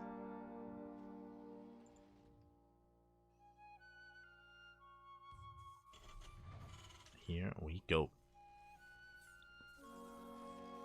We have Maru going in for the SCV Scout. Does confirm the double gas. Oh, Maru going for a very different opener. Okay. My apologies, I didn't notice. Maru's going for a Rax Expand. A single gas opener out of our Red Terran player here. So, economic opener out of Maru. We have Clem, once again, like he has every single game so far, going for a double gas. Faster factory, which means Clem is going to be the aggressor. It means Maru is going to be the defender. We'll see if Maru can get away with this more economic opener. We'll see if he can survive the aggression of Clem, the cyclones of Clem. Can he do it? Oh, so far, we do shoot first, and Clem, he bleeds out his first Reaper. Not a good start for Clem, especially considering it was a double gas opener. Again, this means that Clem, he wants to be assertive. He wants to be in the face of Maru with his first cyclone. But now he's going to have that much less support. So a big win here for Maru. A big moment in the early game.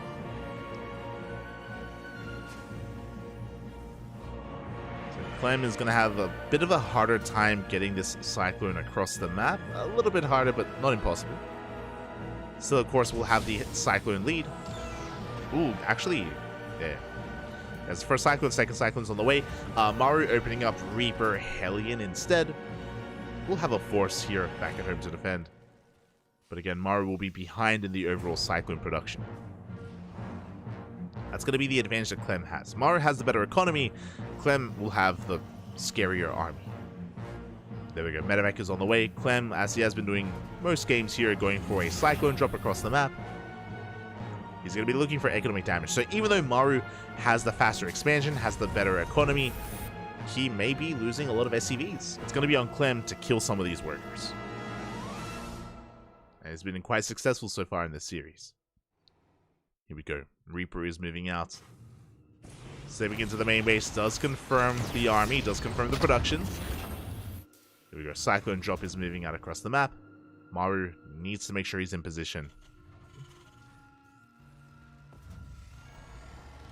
We have a bunker on the low ground. We have one cyclone in the main, one Viking. The Viking is going to be a big factor here to zone away the drop.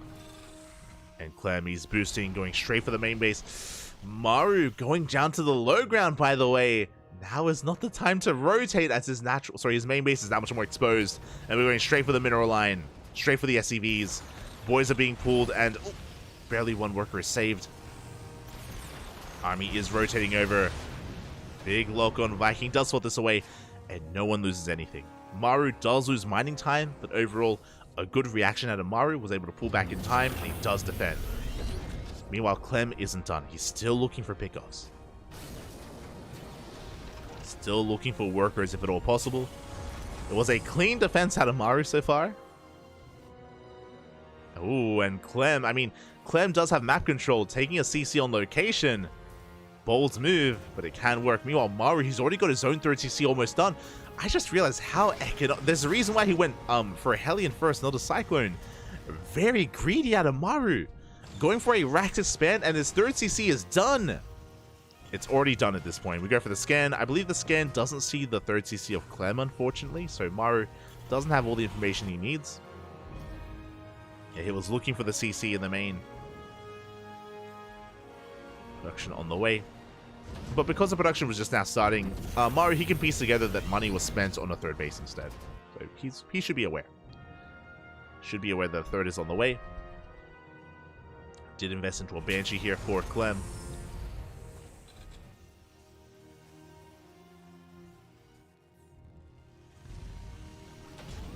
Maru behind this, fortifying himself. Oh, yeah, it looks like a bit of a misread out of Maru.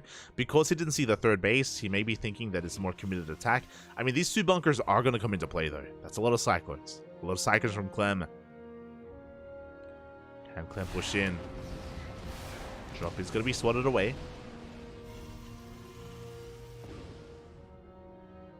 Clem going to be fortifying himself, consolidating his forces. Third base has been swatted.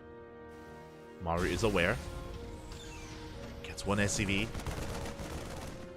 Making see Clem still sharking around. There we go. He comes in with those 2 Banshees. Comes in for the backstab, gets 6 worker kills. And just like that, Clem does take a worker lead. Very nice pickoff, actually.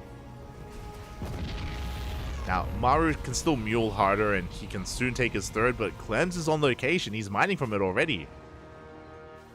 Maru, he has to break out. Still just building up his forces, building up his bio army. Clem is getting out of Cyclones into bio tank. So is Maru.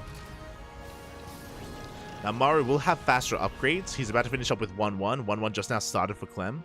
It's going to be a big moment for him. Banshees, they do dip in between the bases. Oh, they denied the turret!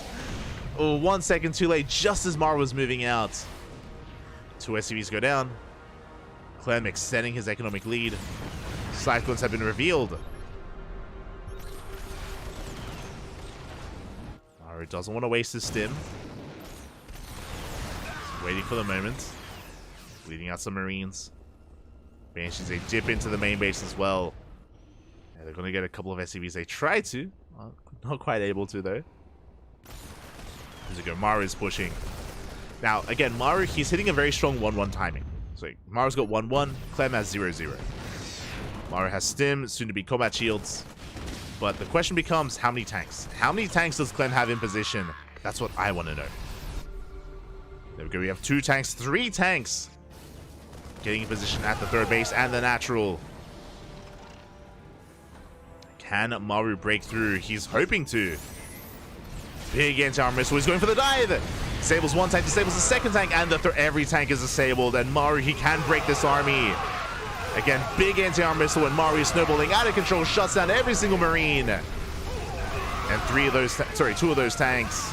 There's 2 tanks on the high ground, but Maru, he takes control of the 3rd base. A big fight in favor of Maru. That's going to be a kill as well. A kill on the 3rd. Maru still has his own, soon to be up and running, and we drop into the main base. Oh, is Maru overextending though? He has to back off. Does have to retreat. Reinforcements being caught out by the Banshees. Good pickoffs by Clem. But Maru, the tank's in the position. He scans, he shuts down the Banshees. They get caught out, and Maru, he's pushing towards the production. Okay, he's going to be rotating around. He still has his Banshees, sorry, his Ravens alive. They still have disables. Oh, he's looking for them. He's looking for those disables. He's looking for another dive. Tanks are within range. Big shots going off. Clem bleeding out a lot. You can see him shaking his head there on cams or pulling back. Clem going for a jump into the main. Oh, sorry, Maru going for a jump into the main. Clem does respond. Does pull back. Okay, Clem out of position, going for his own drop across the map instead, but this drop is late. He wants to try to get maybe a surround here on the tanks. Yeah, he's going for it. He's going across the map. He is committed. I wonder, has Maru realized that there is that much less to defend here for Clem? Like a bare bones army here. It's Clem going for his drop across the map. We have some reinforcements to defend. Voids are being pulled. A lot of workers going to be going down. Big disables. The boys. SCV's going down for both players. And it looks like Maru, he should barely have enough to hold. Yeah, he will clean this up. He defends back at home, only loses 8 or only loses 18, which is a lot. But GG gets called. Maru has too much, dealt too much damage, and Maru will take the series 2-1, shutting down Clem. GG. GG, well played. Whew. Again, Maru just being so greedy in this game. Remember, he went for a Rax Expand into a very fast 3rd base as well. And with that greed, with that economy, he built up towards a big 1-1 timing. Remember, with that move out, Maru, he had 1-1, he had Sim, he had combat shields, and he had plenty of Ravens with energy as well with that move out. What did his opponent have?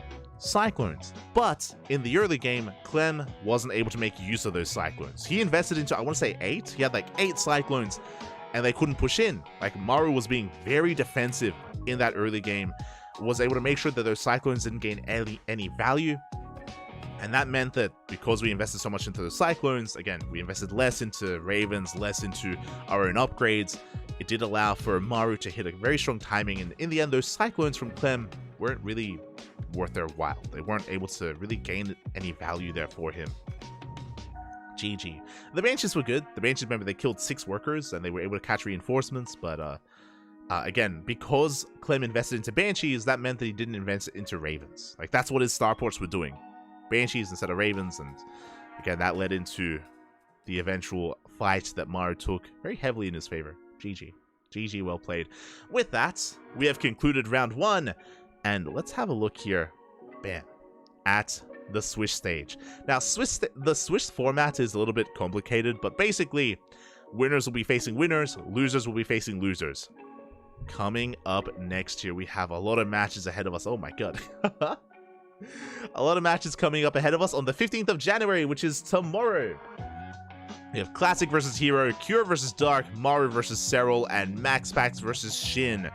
Again, winners face off against winners, losers will be facing off against losers, so it's going to be Oliveira versus Clem in another TVT, Bjorn versus Raynor, Bunny versus Firefly, and Trigger versus Solar.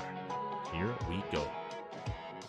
So again, the winners of round 1 will be facing off against each other. The losers will be facing off against each other as well tomorrow. As I mentioned before, this is going to be 2 weeks of Masters Coliseum. 2 weeks straight of Masters Coliseum action. And that is tomorrow's matches. Again, some mirror matchups there.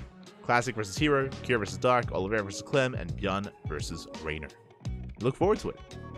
Look forward for tomorrow's matches. And again, here on this channel, we're going to be live tomorrow, day after tomorrow, day after that, day after that. Non-stop Master Coliseum for 2 weeks. Let's go. Let us go. Plenty of StarCraft ahead of us. Plenty of StarCraft to come. If you can't wait for tomorrow's Master Coliseum broadcast, if you want some more StarCraft action, we got you covered. In 1 hour and 20 minutes, we're going to be live once again with our next broadcast. Here we go. Hold on. Shout out to Honkai Star. There we go. So, if you want some more StarCraft action, in 1 hour and 20 minutes, we're going to be live here on this channel again with our second broadcast of the day. Again, we do typically cast multiple times a day. We're going to be casting the Christmas Cup. Christmas Cup Day 2.